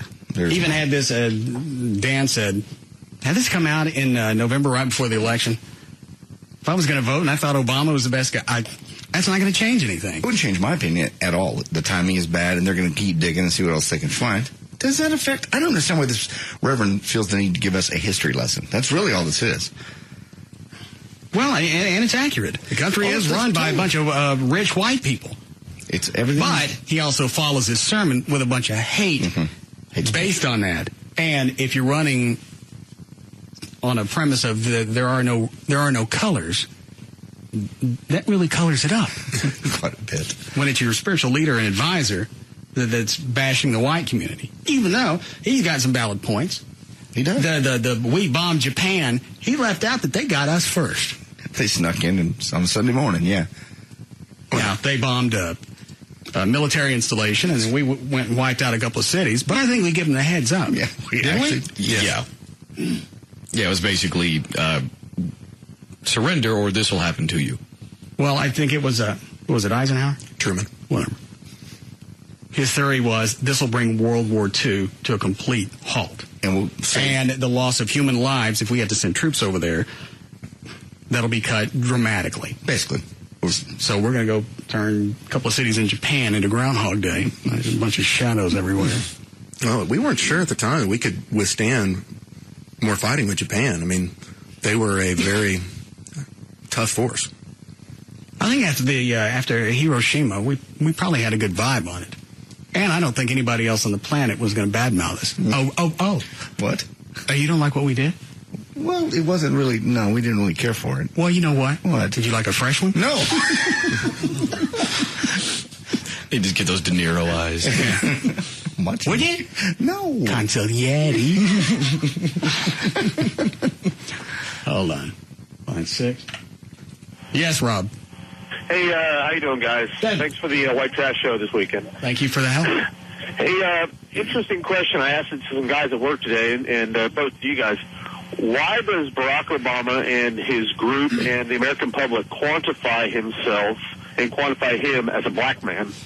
Because he is, and it's historic, and it's really it's something that if you want to be sincere about it, it's something that's pathetic that it's taken this long to put a black man in the White House. So they're obviously going to keep pointing at that. Does it make him qualified? No. Does it make him disqualified? No. I understand. I don't think that we can qualify him rightly as a black man just the same as we can't qualify him as a white man. He's a mulatto person, and if race has no basis in this, he's mulatto. Yeah, but he looks black.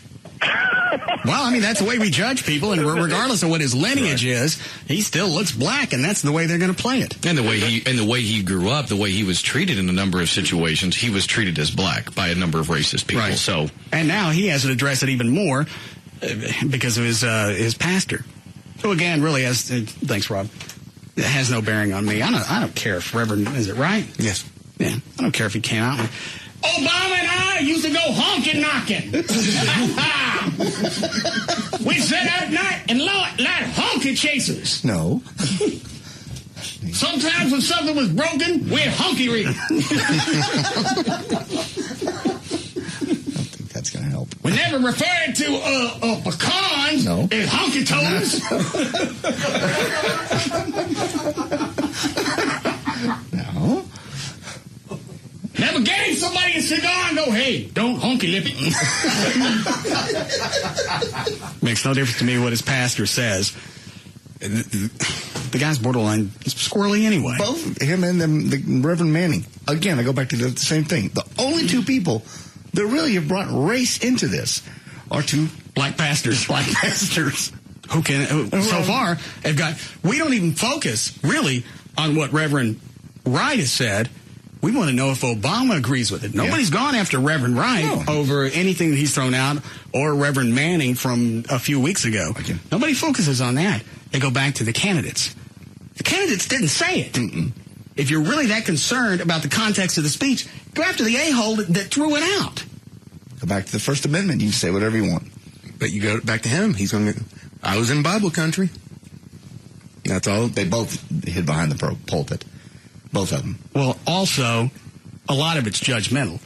And the quote that I read earlier from Roman Meal, whatever, said that God's got it handled. Yeah. We don't judge. If you believe that. Now, sometimes I can't wait around on God, and I got to do it myself. But really, that's supposed to be part of their philosophy. If they're reverends, yes. All right, anything else before we move on? On that topic. I'm done with that. Okay.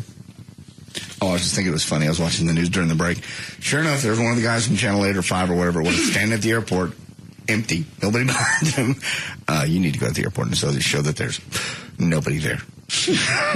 American Airlines has already said we're canceling flights for the rest of the day. And wear your good suit.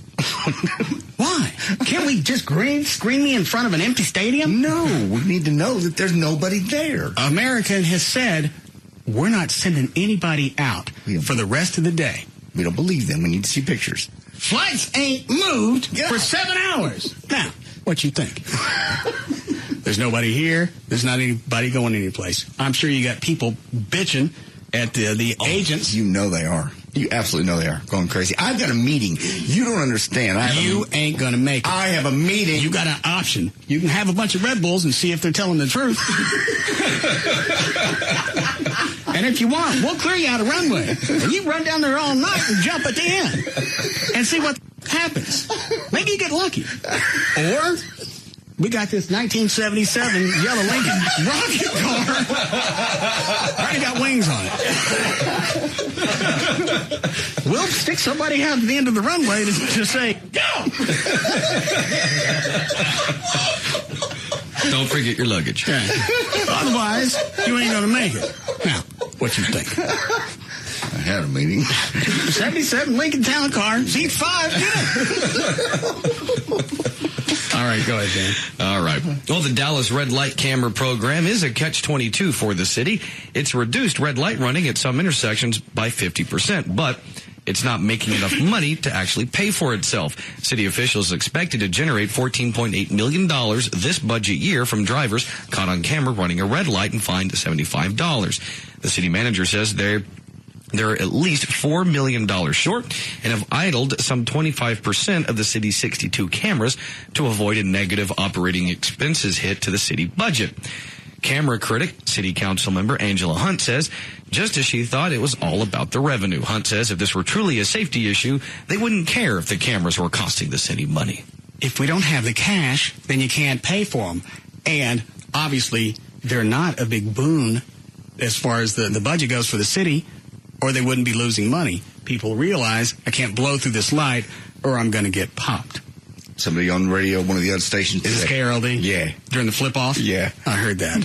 It's causing more wrecks than it is anything. Everybody's slamming on the brakes, having wrecks everywhere. And again, who's responsible for that? You tailgating me as I'm going through a light. Why don't you pay attention to traffic? Me running into the back of somebody isn't the city's fault. It's not the red light's fault. It's you running into the back. Did you guys hear that Chuck got back into yesterday? No. Twice. By the same person? How did that happen? He was sitting at a light. Guy backs into him. Is that right? Yes. Why is he backing up at a light? He'd gone too far. Oh, okay. Right. So you pulled up too close. Thanks. Guy backs into him. Mm-hmm. Going how fast? Oh, a mile an hour. All right. They get out. They look. Chuck goes, well, let me back up and see if there's any damage. Chuck backs up a couple of feet. The guy had left the truck in reverse and ran into Chuck again. Then Chuck decided, well, all right, just go on. Why'd you let him go? I didn't see any damage. What'd you end up finding? There was a couple of nicks in the painted part of the bike. Oh. Did you get a plate? Yeah. Did you call him? Not yet. No. All right. That sucks. Well, it's just funny to me. How many times you really get somebody to back into you? Twice in a minute.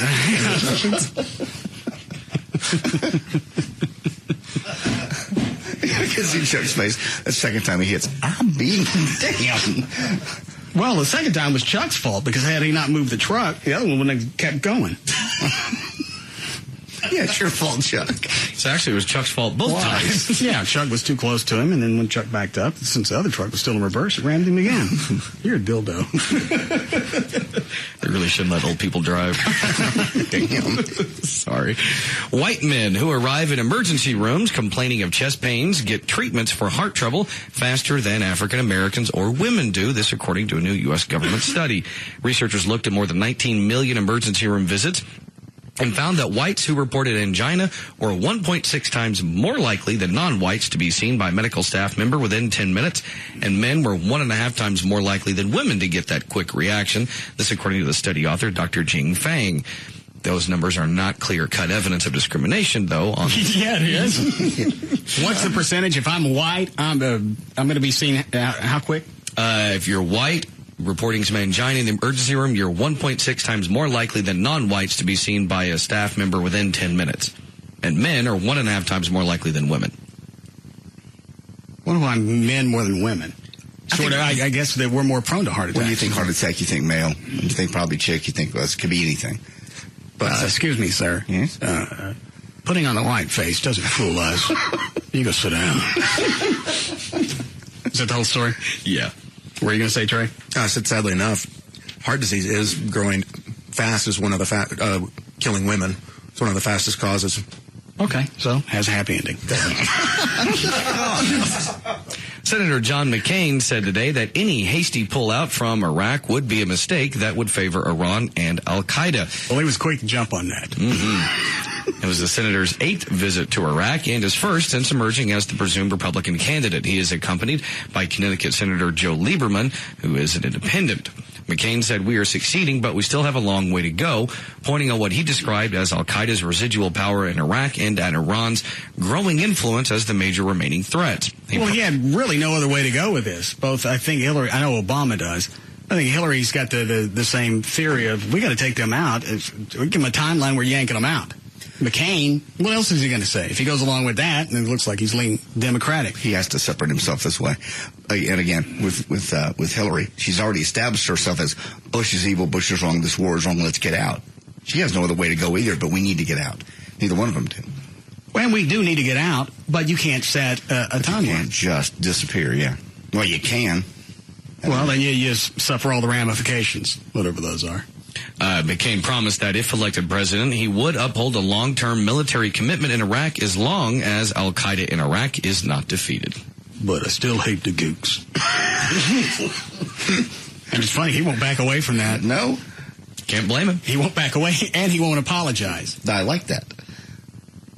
I think at a certain point, I think he should get over it. Well, yeah, but he was a prisoner of war, and God knows what they did to him. All right. The Supreme Court on Monday stepped into a legal fight over the use of curse words on the airwaves, the High Court's first major case on broadcast indecency in 30 years. My name in this? Not yet. Yeah. The case concerns an FCC policy that allows for fines against broadcasters for so-called fleeting expletives, one-time uses of the F word or its close cousins. Fox, along with ABC, CBS, and NBC, challenged... Well, what's a close cousin? I don't know. Are they talking about the other 7 or the other 6 words that you're not supposed to escape on? Right, that's my guess. All right. Obviously, your standard fleeting expletive is typically the F word, but okay. A federal Fox, ABC, CBS, and NBC challenged the new policy. That's just a weird reference. That's the F word or any of its crazy uncles. That doesn't really tell us anything. And again, that goes along with the FCC's template of just being vague. We're not going to tell you what the words are until after you say it. You best not use them, though. They challenged the new policy after the commission said broadcasts of entertainment awards shows in 2002 and 2003 were indecent because of profanity uttered by Bono, Cher, and Nicole Richie. What did Cher say? I don't remember that one. I think it's in the story. Federal appeals court said the new policy was invalid and could violate the First Amendment. No fines were issued in the incidents, but the FCC could impose fines for future violations of the policy. The case before the court technically involves only 2 airings on the Fox Billboard Music Awards in which celebrities' expletives are broadcast over the airwaves. Sure said F 'em on December 9th, 2002, the Billboard Music Award. Yeah. Oh, all right. And then NBC is separately challenging an FCC decision that rapped the network for airing Bono's use of the F word during the Golden Globes in 2003. I think Gavin would know about this. I think CBS, the network, is challenging the whole Janet Jackson nipple slip from the Super Bowl. Gavin, is that right? Hold on. Is that right? That is correct. Yes. Yes, it's being appealed to the FCC right now, and there is a case, as you guys are talking about, that is actually going to be in the Supreme Court. Why did they wait so long? CBS. I don't know. I think it took some time for them to file. There's so much paperwork involved when you file an appeal with the government. It don't take long to get slapped with a fine. Oh, I know. Yeah, I totally agree with you. And do you remember what the ultimate fine for the network was? For the nipple? That nasty thing that came out? That nasty thing. I believe it could have been somebody like Halle Berry or Jennifer Aniston or somebody with a decent nipple. It had to be her. I'd rather look at Dom DeLuise's nipple. I'm with you. What were you going to say, Gavin? 550,000. I thought it was more than that. It was more than that too. No, And that wasn't up there. 10 frames? Maybe. A third of a second? Maybe. And it actually had something around it. That little sundial. You almost had to go back and TiVo it to see what it was. Oh, I remember I was laying on the couch and he yanked on a thing and I went, hey, that looked like a nasty teat. I sat back and I rewind it and went, yeah, that's what it was. Okay. Maybe the other one's better looking. Now, is that 550,000, Gavin, is that just CBS corporate and then the affiliates got fined too? Or is that total? He don't know. No, it's the initial one was 550,000. Voted unanimous. 20 CBS-owned stations, 27,500 each. That's the maximum penalty for indecency. For something that was that quick? Yes. And that's what they're appealing. That CBS really had nothing to do. And then why nobody went after Janet Jackson for pulling that thing out to begin with? That's the biggest thing. Because all of that was planned. Sure. That thing came off, and why would you wear a sundial on your nipple? Yeah, exactly. And why would your dress just simply come apart? It wasn't. It Velcroed. And their reaction was so fake, it was clear they'd rehearsed it. Well, and both of them thought, well, a good portion of the nipple's covered.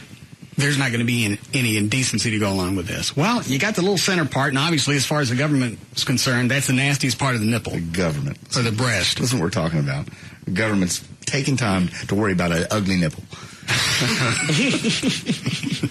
A fleeting nipple. Yes. All right. Go ahead, Dan. Oh, hang on. How are we doing, Chloe? Break it a minute. Good. The man calling himself Mr. Calafero proudly displayed his haul for the camera. 7 tacos, a large order of fries, 2 sodas, and 2 quesadillas with extra chicken would have cost $15. But as he titled his February 19th homemade video, this was about to, quote, how to scam Del Taco and get the food for free. As outlined in a video posted on YouTube, a man named... Where the hell is there a Del Taco? Oh, I'm sorry. This is out of Rialto, California. Oh.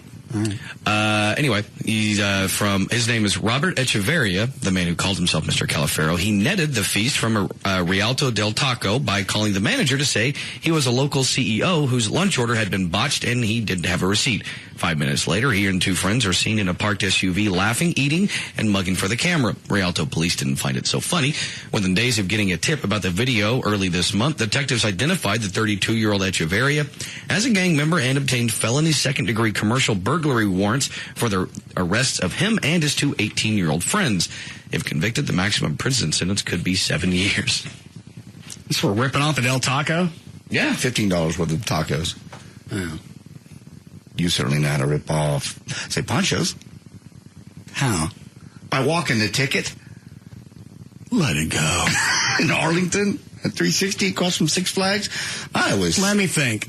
Who was with? I had a wheelman. No, Stop. Let me think about it. You were. You were with me. Yes, I didn't know what was happening until we were out of the restaurant. I really didn't know you were going to do that. We didn't discuss that ahead of time. You just walked up to the counter and went, my car broke down. I'm going to leave it out front. Is that okay? She said, certainly. We walked by the cashier, and I'm outside before I go, we didn't pay. You were shut up and get in the car.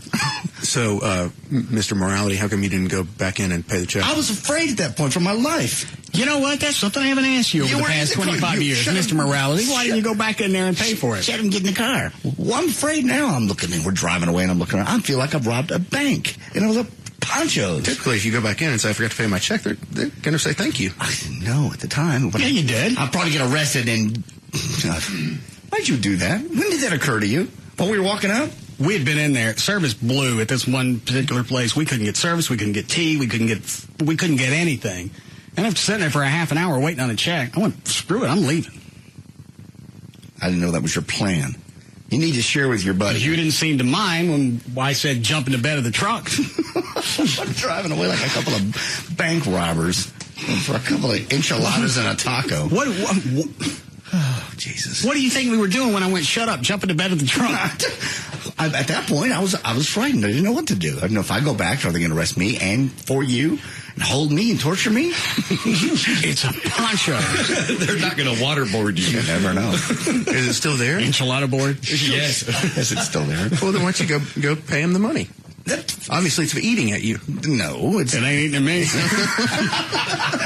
I go back and do it again. You want to go? No. Break here? Yes. All right.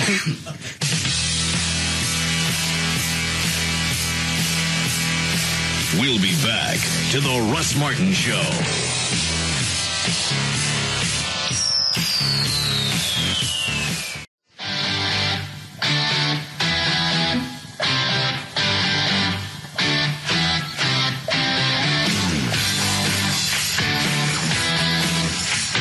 Now, back to the Russ Martin Show.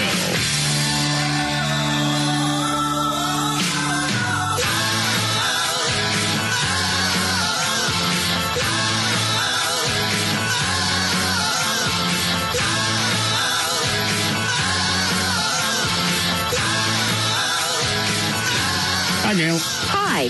How do things look? Things look horrible. Good. And this Look At 'em brought to you by TXA 21. In Arlington, there's a wreck on eastbound 20 at KLLI. At least one left lane is blocked. It's backed up beyond 287. In Louisville, southbound 35 before Justin Road, there's a crash. In Azle, it's an overturned vehicle on 199 at Berkeley Drive. Anything along Northwest Highway is not going to be passable anywhere near Buckner or White Rock Lake. Lancaster, of course, is just flooded. 10 Mile Creek, they're forcing evacuations in that area. Northbound Walton Walker at Singleton, the two left lanes are closed. And on I-45 at Simpson Stewart, the exit is blocked because of flooding. Southbound 635 at Military Parkway, there's a crash.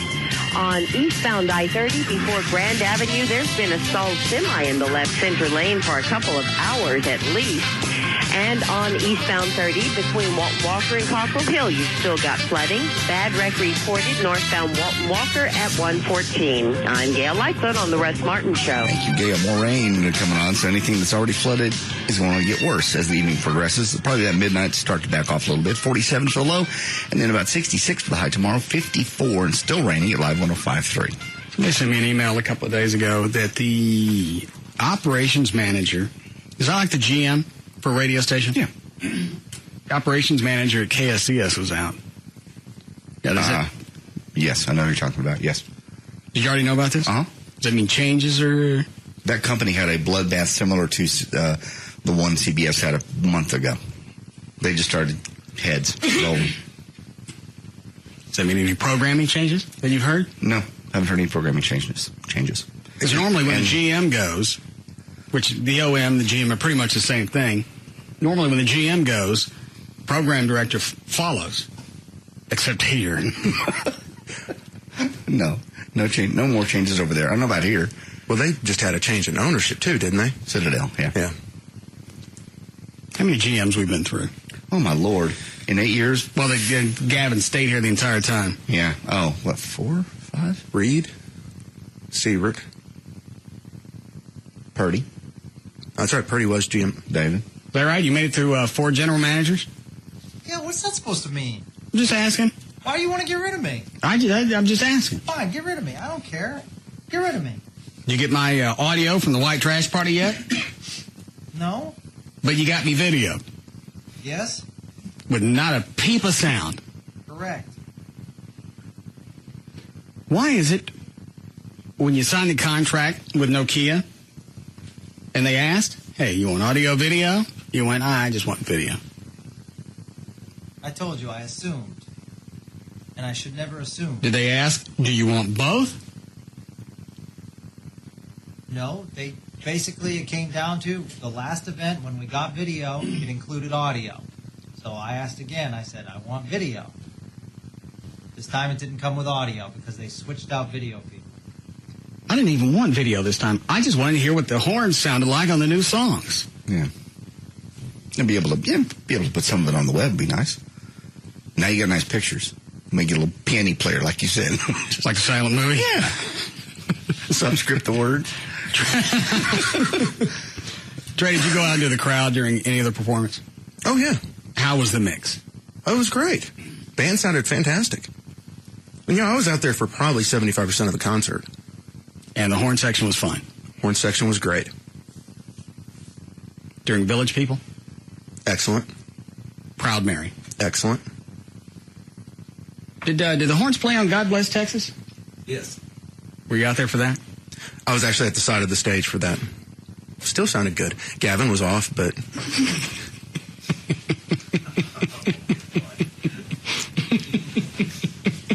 Let the poor guy up for air. I just like the quick throwaway line. You got a 12-piece horn section, but you can still spot one that's screwing it up. It was just weird to turn around and look behind me and see an entire stage full of people. It's a freaking orchestra. And when the horn players weren't playing, they were dancing. Yep. It was great. But a real party atmosphere. Like I said, I got a ton more emails than I have for any other party we've ever thrown. So do we leave the Garth song at the end or no? Absolutely. God, yes. People were swaying. That was a throwaway. We had 4.5 extra minutes because we had to be off by 11. Nokia's union. Mm-hmm. All right. We'll give this one a shot, see if we got it down. Yeah, Mike Morose was a little disturbed that he went and played that. He didn't feel like he did it well. And he's like, I knew we were going to play that damn song and knew it.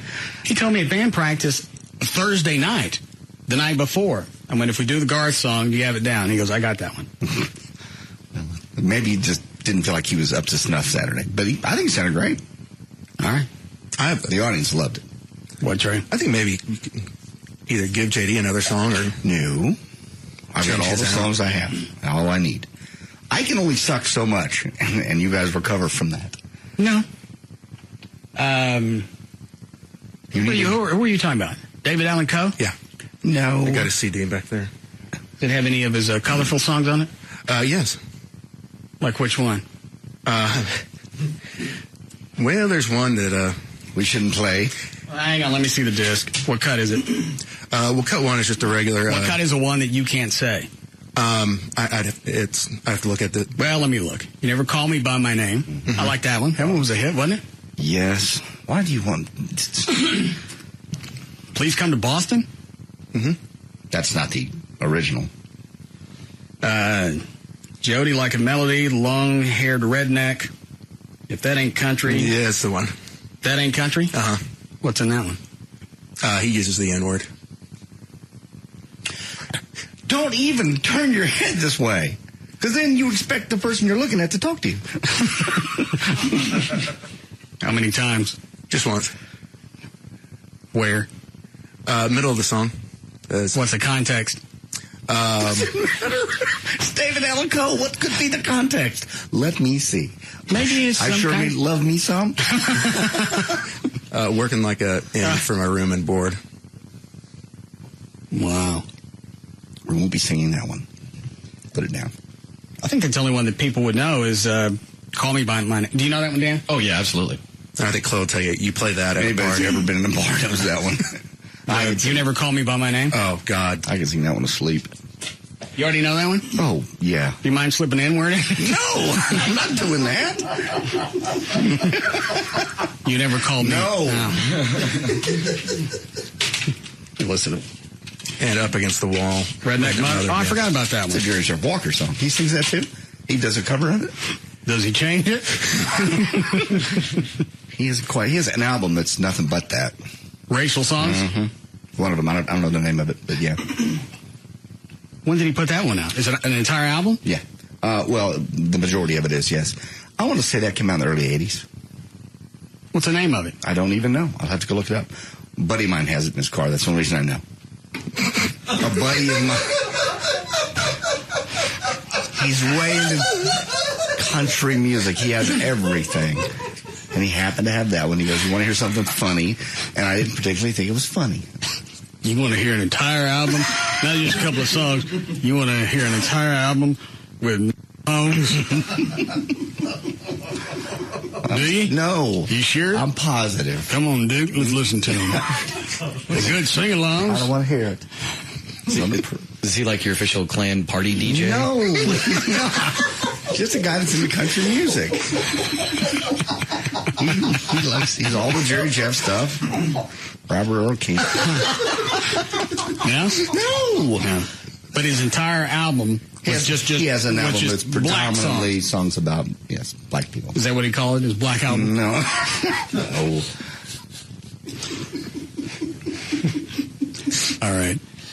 Let me listen to this. But it was all that I could do to keep from crying. Chloe, you play this at parties? Oh, hell yeah. Mainly towards the end of the night where they can sing along with the one part. Got run over by a train. Okay. That one part. They just scream it. Especially at the end of the night when everybody's been drinking. This is a long song. We're going to have to cut it down if we do this at all. Darling, you never even call me by my What key is that in, Chuck?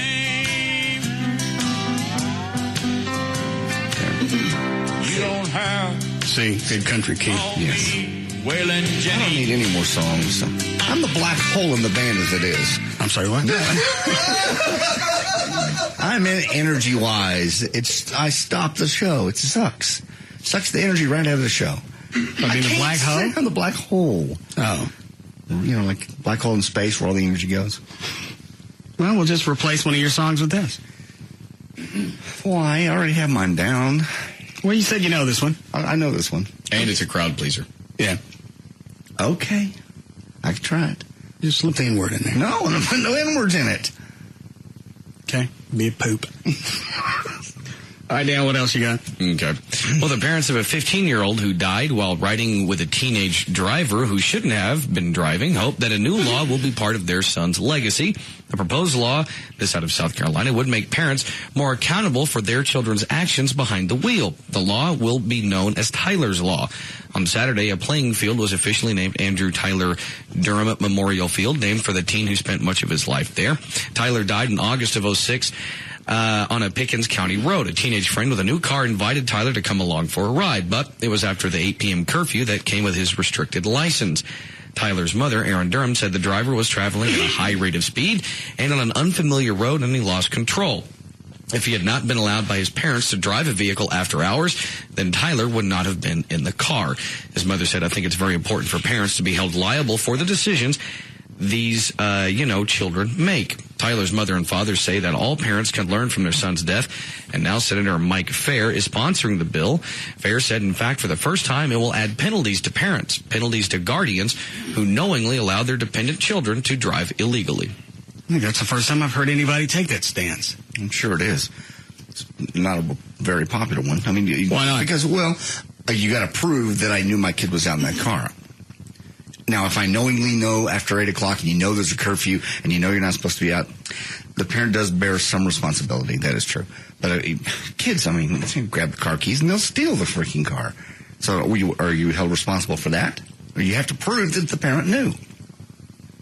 I think at a certain point, you really need to go back and hold the manufacturer responsible for its product. We want to hold Sony responsible because a couple of kids played one of the video games and then went out and shot at real trucks. Why is it I can hold a corporation responsible, but not a family? Well, we all talk about how ridiculous that is, too, to hold, Toyota, because they didn't have put a backup camera and I ran over my kid. Toyota, it's not their responsibility. In this case, would be a very difficult thing to prove in court, I think, that I was actually responsible, that my child did something stupid. Some kids are just stupid. Grew up in the same household, same parents. One of them's going to be smart. The other one's going to be a wild card. It just happens. Well, why didn't you lock the keys up? If you knew your kid was prone to taking the car out when they weren't supposed to, like a gun, why wouldn't you lock the keys up? Car could be just as dangerous. Did you lock the keys up? No. Then you're responsible. Yeah, you could make a case there. I guess that's going to have to be case by case. What constitutes you knowing and not taking responsibility for them? And that would take years and years and years to actually formulate that law. But then the victim's mother and father have some culpability here, not knowing who their kid's riding with? He's got a point. Well, you can make everybody responsible. Okay. I mean, if I let my kids go out and I know that they're going to be out with this kid wasn't supposed to be driving, right? Right. Not after 8 o'clock. Yeah, not after 8 o'clock. Yeah. I mean, nobody's going to go after a family who lost their kid. So as far as holding somebody responsible, you're going to have to eat that one. People like to go after corporations. Corporations it's not really a person, it's an entity. They got the cash. Mm-hmm. Let's go ram it in their pee hole. Well, in that case, again, backing over your kid. You're responsible. Well, you could really go after them for, what is it when you endanger a child? Child endangerment. You talking about the parent? The parent that ran over the car. Ran over the kid with the car. It's not Toyota's fault. It's your fault. You technically could be brought up on charges. I know we bring this up every time. I still don't know how that lawsuit played out. But I think that family that accidentally backed over the little girl actually brought a lawsuit against Toyota. I believe they did. Blame the dealership. I know they complained about it. I don't know if they actually went to court.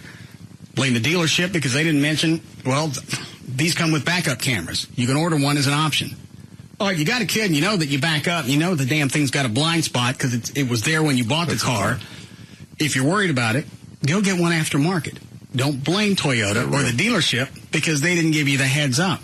Again, that's a coping mechanism. I truly believe your child's died. I can't blame myself because I couldn't live with myself. But I can't blame Toyota. Out of two parents, they both lost sight of that child. Yes. But again, it's going to be the manufacturer's fault. Even though because that SUV has blind spots. Everything's got blind spots. all the way back to the 50s. And I go back to this 50s and 60s. Either it didn't get reported or I don't remember people backing over their kids as much. Distractions. You didn't have cell phones. You didn't have PDAs, iPods. Yeah, people are more concerned with where they're going and not how they're going to get there. There are people, I watched them coming to work. Rain, all of it. On the phone, no headlights on. Not paying attention. Couldn't give a rat's ass less who's around him. It's almost funny, but wasn't true. You didn't see it every day. And you wonder why the reporters, when they're talking about the weather, when they're standing out in the rain, they keep saying, and turn on your headlights.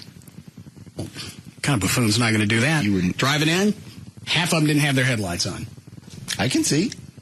Not the point. Yeah. How are we doing, Cliff? Good, Dan. I'm sorry, JD, that's frightening because it's so damn true. Hundreds of Pittsburgh parents want their teenage children to get broader education on sex. Two parents have been circulating a petition called Pittsburgh Public Schools Silencing Sex Education on the Internet. The goal is to force the Pittsburgh Public Schools to overhaul its sex ed program. So far, they have 260 signatures, but they want to convince the school board that the majority of parents want to change. Parents Terry Klein and Eileen Schwartz said they believe the current policy to teach teenagers about sex by preaching abstinence does not answer many of the questions and provide them with the information they need to make healthy and responsible decisions. Well, what they never address, and I don't know why, is you can teach or preach abstinence. Mm-hmm. Why don't you also preach masturbation, or just break it down into its simple form? If you stick a penis in a vagina, there's a good chance they could get pregnant. You don't want a kid? Don't put a penis in a vagina without a condom. Because you don't want an STD? Don't put a penis in a vagina without a condom. It's too simple and it's too bold, and the people aren't ever going to grasp. It's not that graphic. When you just said teach masturbation, I even cringed. Why? I don't know. That just if it's going to keep my kid from getting an STD or something that's deadly, I don't mind preaching masturbation. Yes. Especially me. I'm quite sure you. Now, could you sit down with a child? Okay, what age are we talking about? 12. If it's not my kid, yeah. Okay, but your own child, you'd have a hard time teaching masturbation. Teaching it to him? I'm pretty sure you go to jail for that. All right. I'm not saying I don't know if he's stupid, but last time. Here's how Daddy does it. I don't mean don't sit down like you're doing it. You sit down like this. Don't do this. You pick your favorite side. You know what mood you're in. But you look. No, don't get on my lap. I'm showing you. You put your tissue in. Sorry. No, telling my own kid, I don't think so, and I'm certainly not going to teach it. I don't mean if they accidentally walk in and Daddy's in the middle of it, all right, go ahead. Come on in and watch. Take notes. Well, do I have to kick my legs like that? It's all in your own experience, son. Oh, my God. But if it's going to keep my kid from dying, I agree. I mean, I don't care, especially if it's a teacher, because there are different dynamics between a teacher and a kid. And you tell it, you break it down very simple. Don't put this in that unless you want a kid. Don't put this in that unless you want to run the risk of dying. As simple as that is, why has that not been taught? Why can't we teach that? And that's true. That's more or less kind of along the lines of what I told my kid. One in. Well, you can still say abstinence is the best way, and here's what's going to happen if you don't abstain. You could get a plethora of STDs. You could get something that could kill you, or you're going to end up with a kid that you're going to have to raise. There's a good reason right there for abstinence. If you're going to do it, wear a condom. If you don't think you can control yourself, find yourself a nice website. And then you sit down like this. And then you put the no, get off the lap! That's where your tissue goes. Stupid kid. Jesus. What? Go watch the dogs. They got it down. No, get off the dog. You retarded. Let's go lick the windows for a while. Slap your mama. I got to put that kid down. On March 19th of last year, a 21-year-old woman... Yeah, you come home one day and say, is he stuck in the dog again? Did you try the water like I said?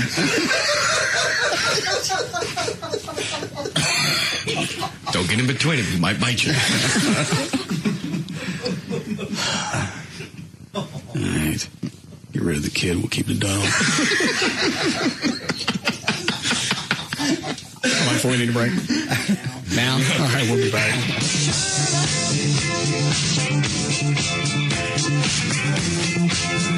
We'll be back to the Russ Martin Show.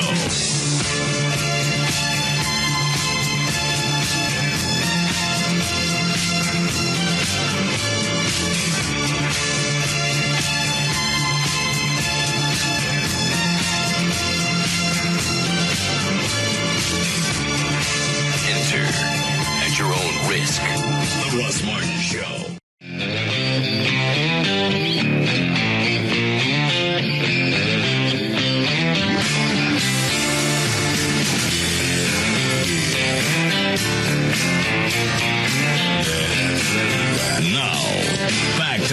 Martin Show. I want to talk about me, want to talk about I, want to talk about number one. Oh, my, me, my, what I think, what I like, what I know, what I want, what I see.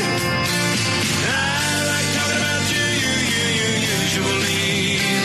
But occasionally, I want to talk about me. I want to talk about me. They're calling it what? The Big 96.3 KSCS. Big hits, big artists, the Big 96.3. Big morning show. Big morning show. Big fat. Now, how, don't be mean. Derek could lose some weight, yes. Yeah, you know what? Why? He's fat. So all of that came with the new operations manager at KSCS? The Big did, yes. And that's going to be the saving... That's the saving grace. We're covered now. We're good. Why didn't they just go in and move the furniture around?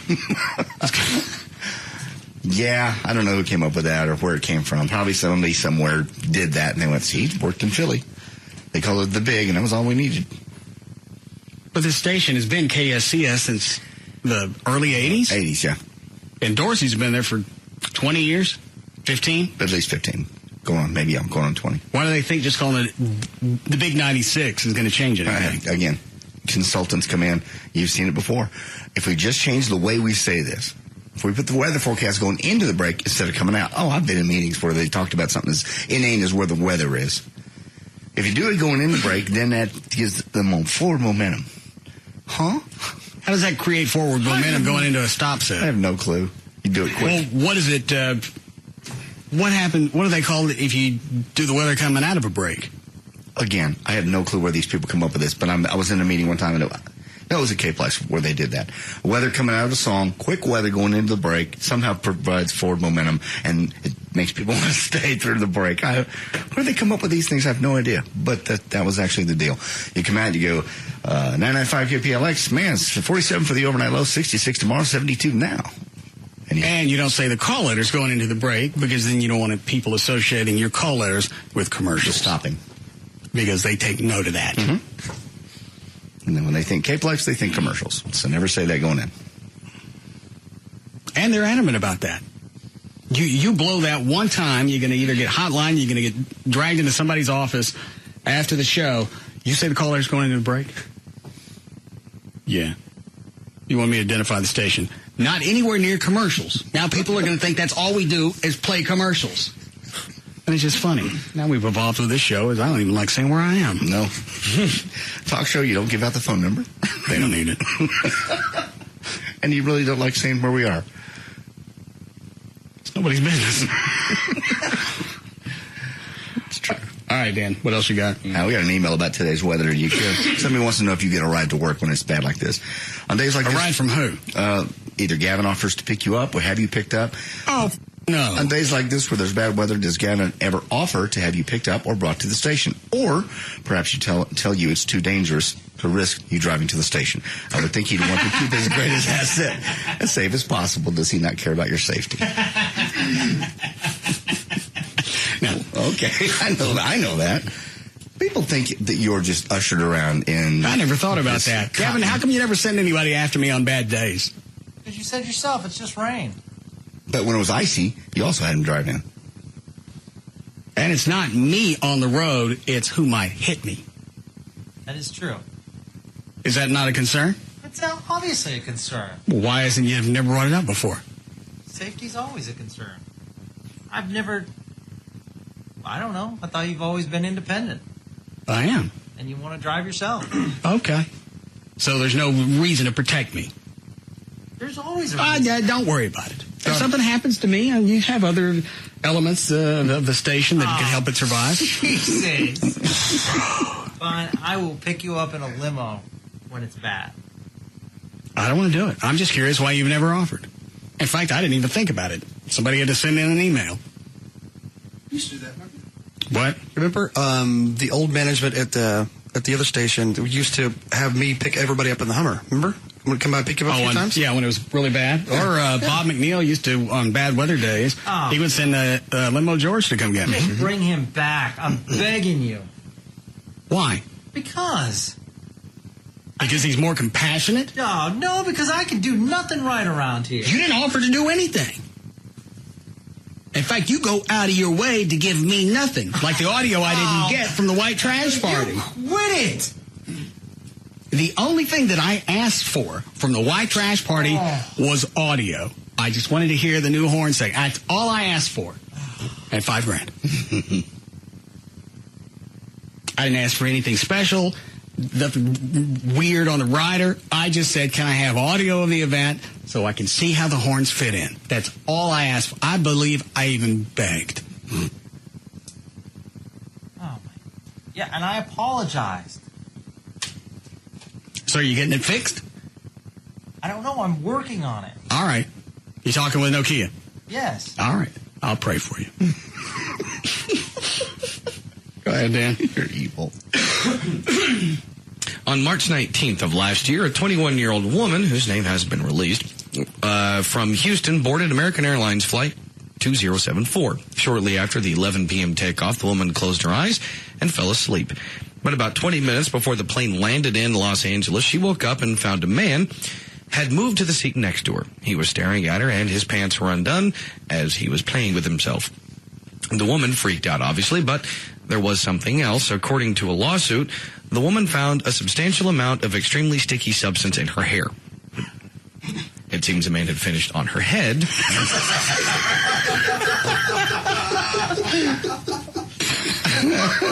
I didn't have the $2 for the headphones.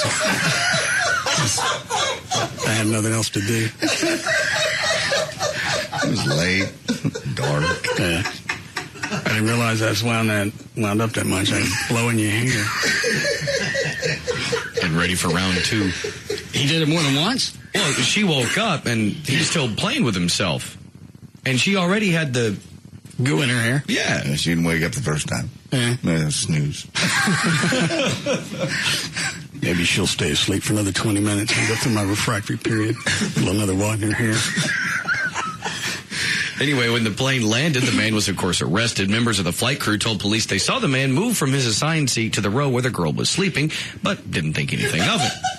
And since it was dark, they couldn't tell what that makes me horny. Why? It's a stranger. Oh, obviously this chick was hot or he wouldn't have moved down there next to her. So? She's sleeping. So are you saying it's her fault if you're hot, don't fall asleep on a plane? No, he didn't touch her. This doesn't matter. You don't spooge in somebody's hair. I wonder if he, stood up on the seat. Well, no, sometimes I get wound up. I can hit that far. I hit my own face by accident. You should have kept that to yourself. That wasn't intentional, and it's not like I opened my mouth.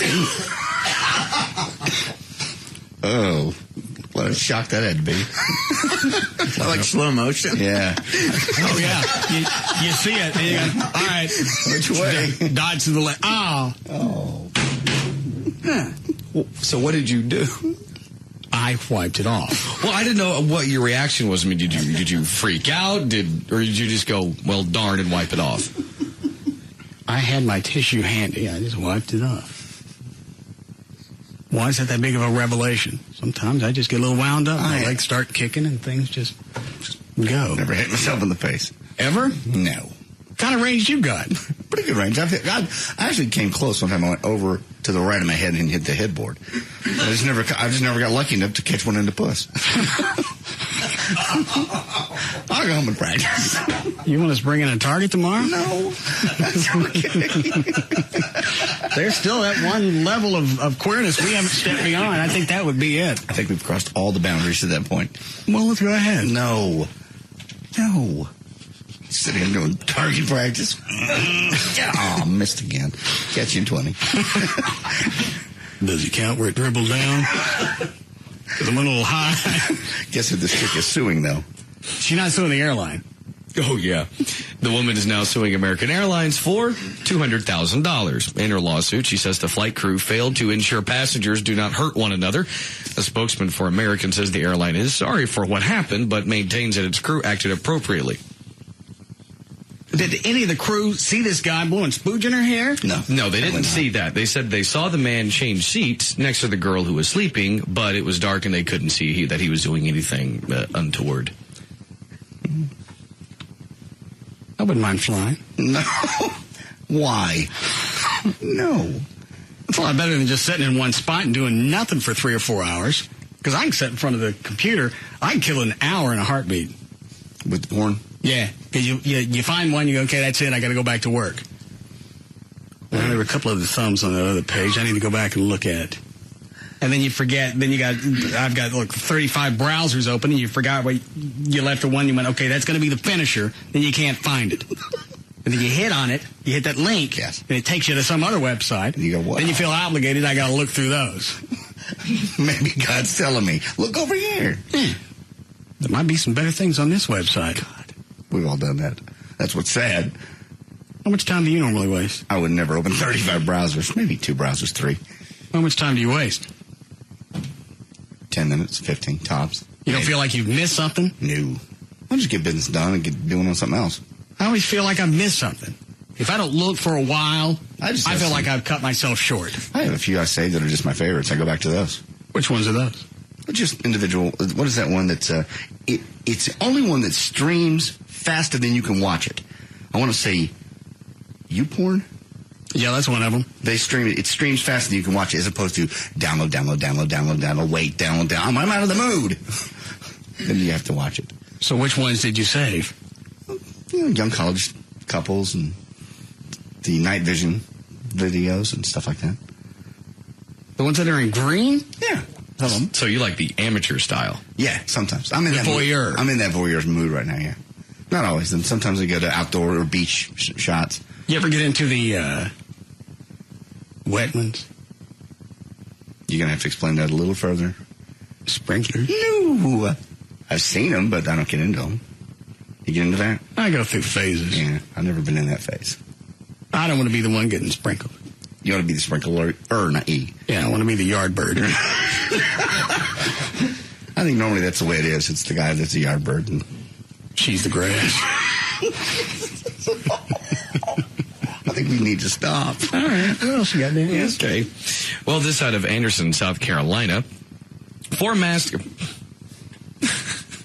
What? Don't be distracted. Just read. I apologize. Most real newsmen don't have that going on. I'm just wondering how he got it in her hair. Oh, I don't know. Yeah, he could have. Unless either A, he stood up on the seat. Look at you.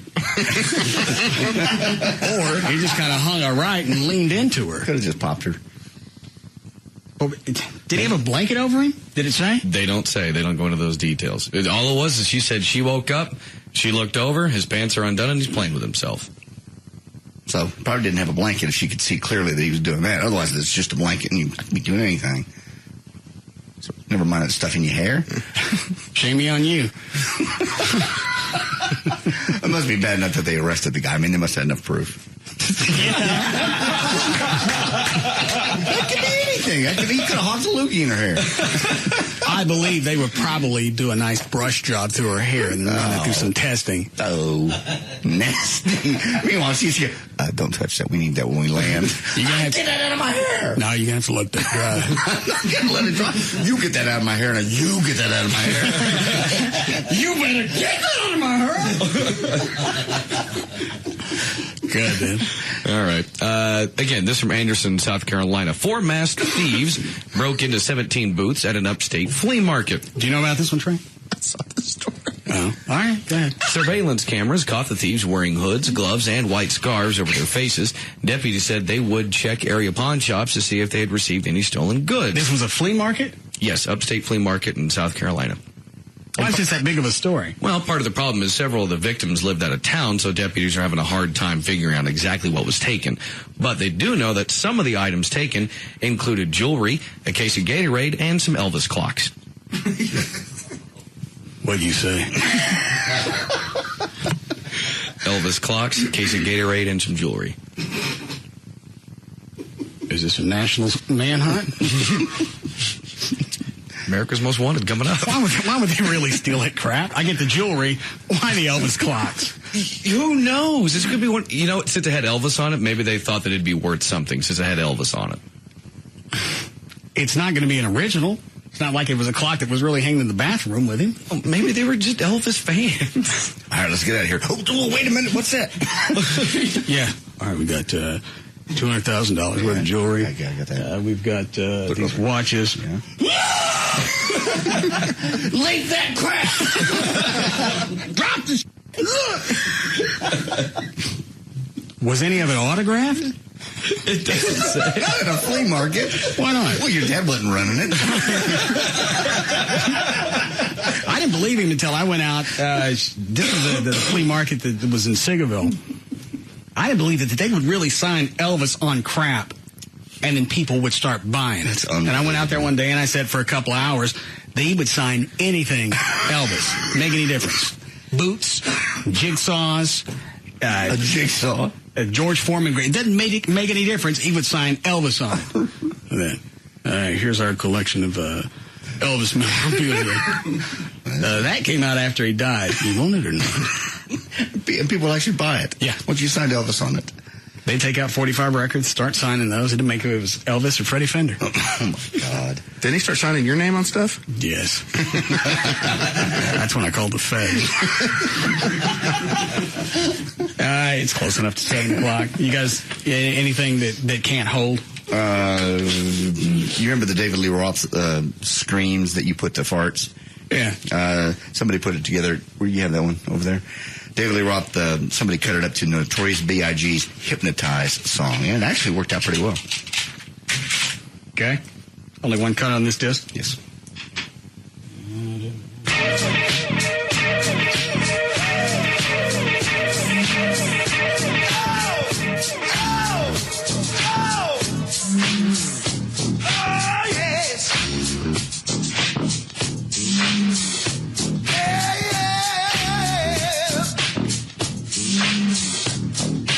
How long is this song? The whole thing's 3:05. You're right. Doesn't mix too bad. Now, did they actually release this, or somebody just put this together? Put this together on the web.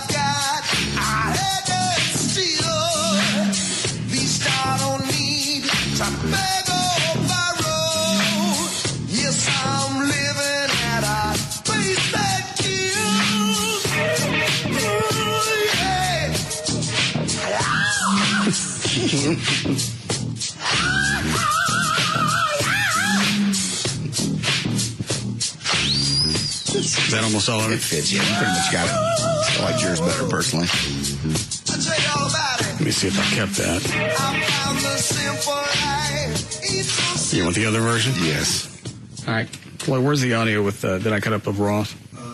Cut 42. Actually, I think that's just the raw Roth. 42? Yes. This only has 34 tracks on it. Did you put in the top one? I don't know. Now, this is the one I cut up, or what? No, it's just the raw.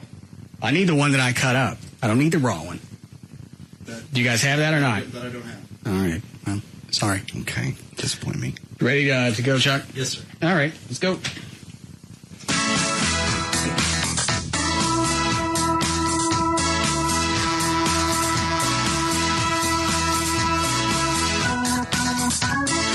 For more information about the Russ Martin Show, including pictures, videos, and more, just go to russmartin.com. To answer any question you may have about the show, go to russmartin.info. To instant email the show, and only during the show, just send that to studio@russmartin.com. Other show websites, johndavidryan.com, danantasos.com, djclo.com, treytrenholm.com, and for Chuck the Band Manager, chuckwheat.com. The official caterer of the Russ Martin Show is Sugar Babies Barbecue. Their website, sugarbabiesbbq.com. Limo service is provided by Limo George. His website, limogeorge.com. Russ gets his guitars and band equipment from the Guitar Center. Their website, guitarcenter.com. The official liquor store of the Russ Martin Show is Majestic Fine Wine and Spirits. Their website, majesticliquors.com. The official photographer of the show is Jim March. His website, jimmarch.com. And the official site for Live 105.3 is live1053.com. All right. See you guys tomorrow.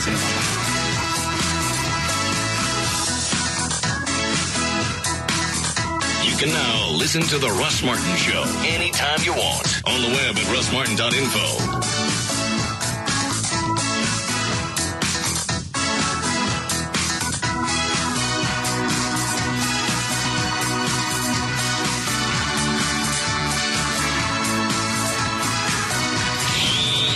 Russ Martin Show.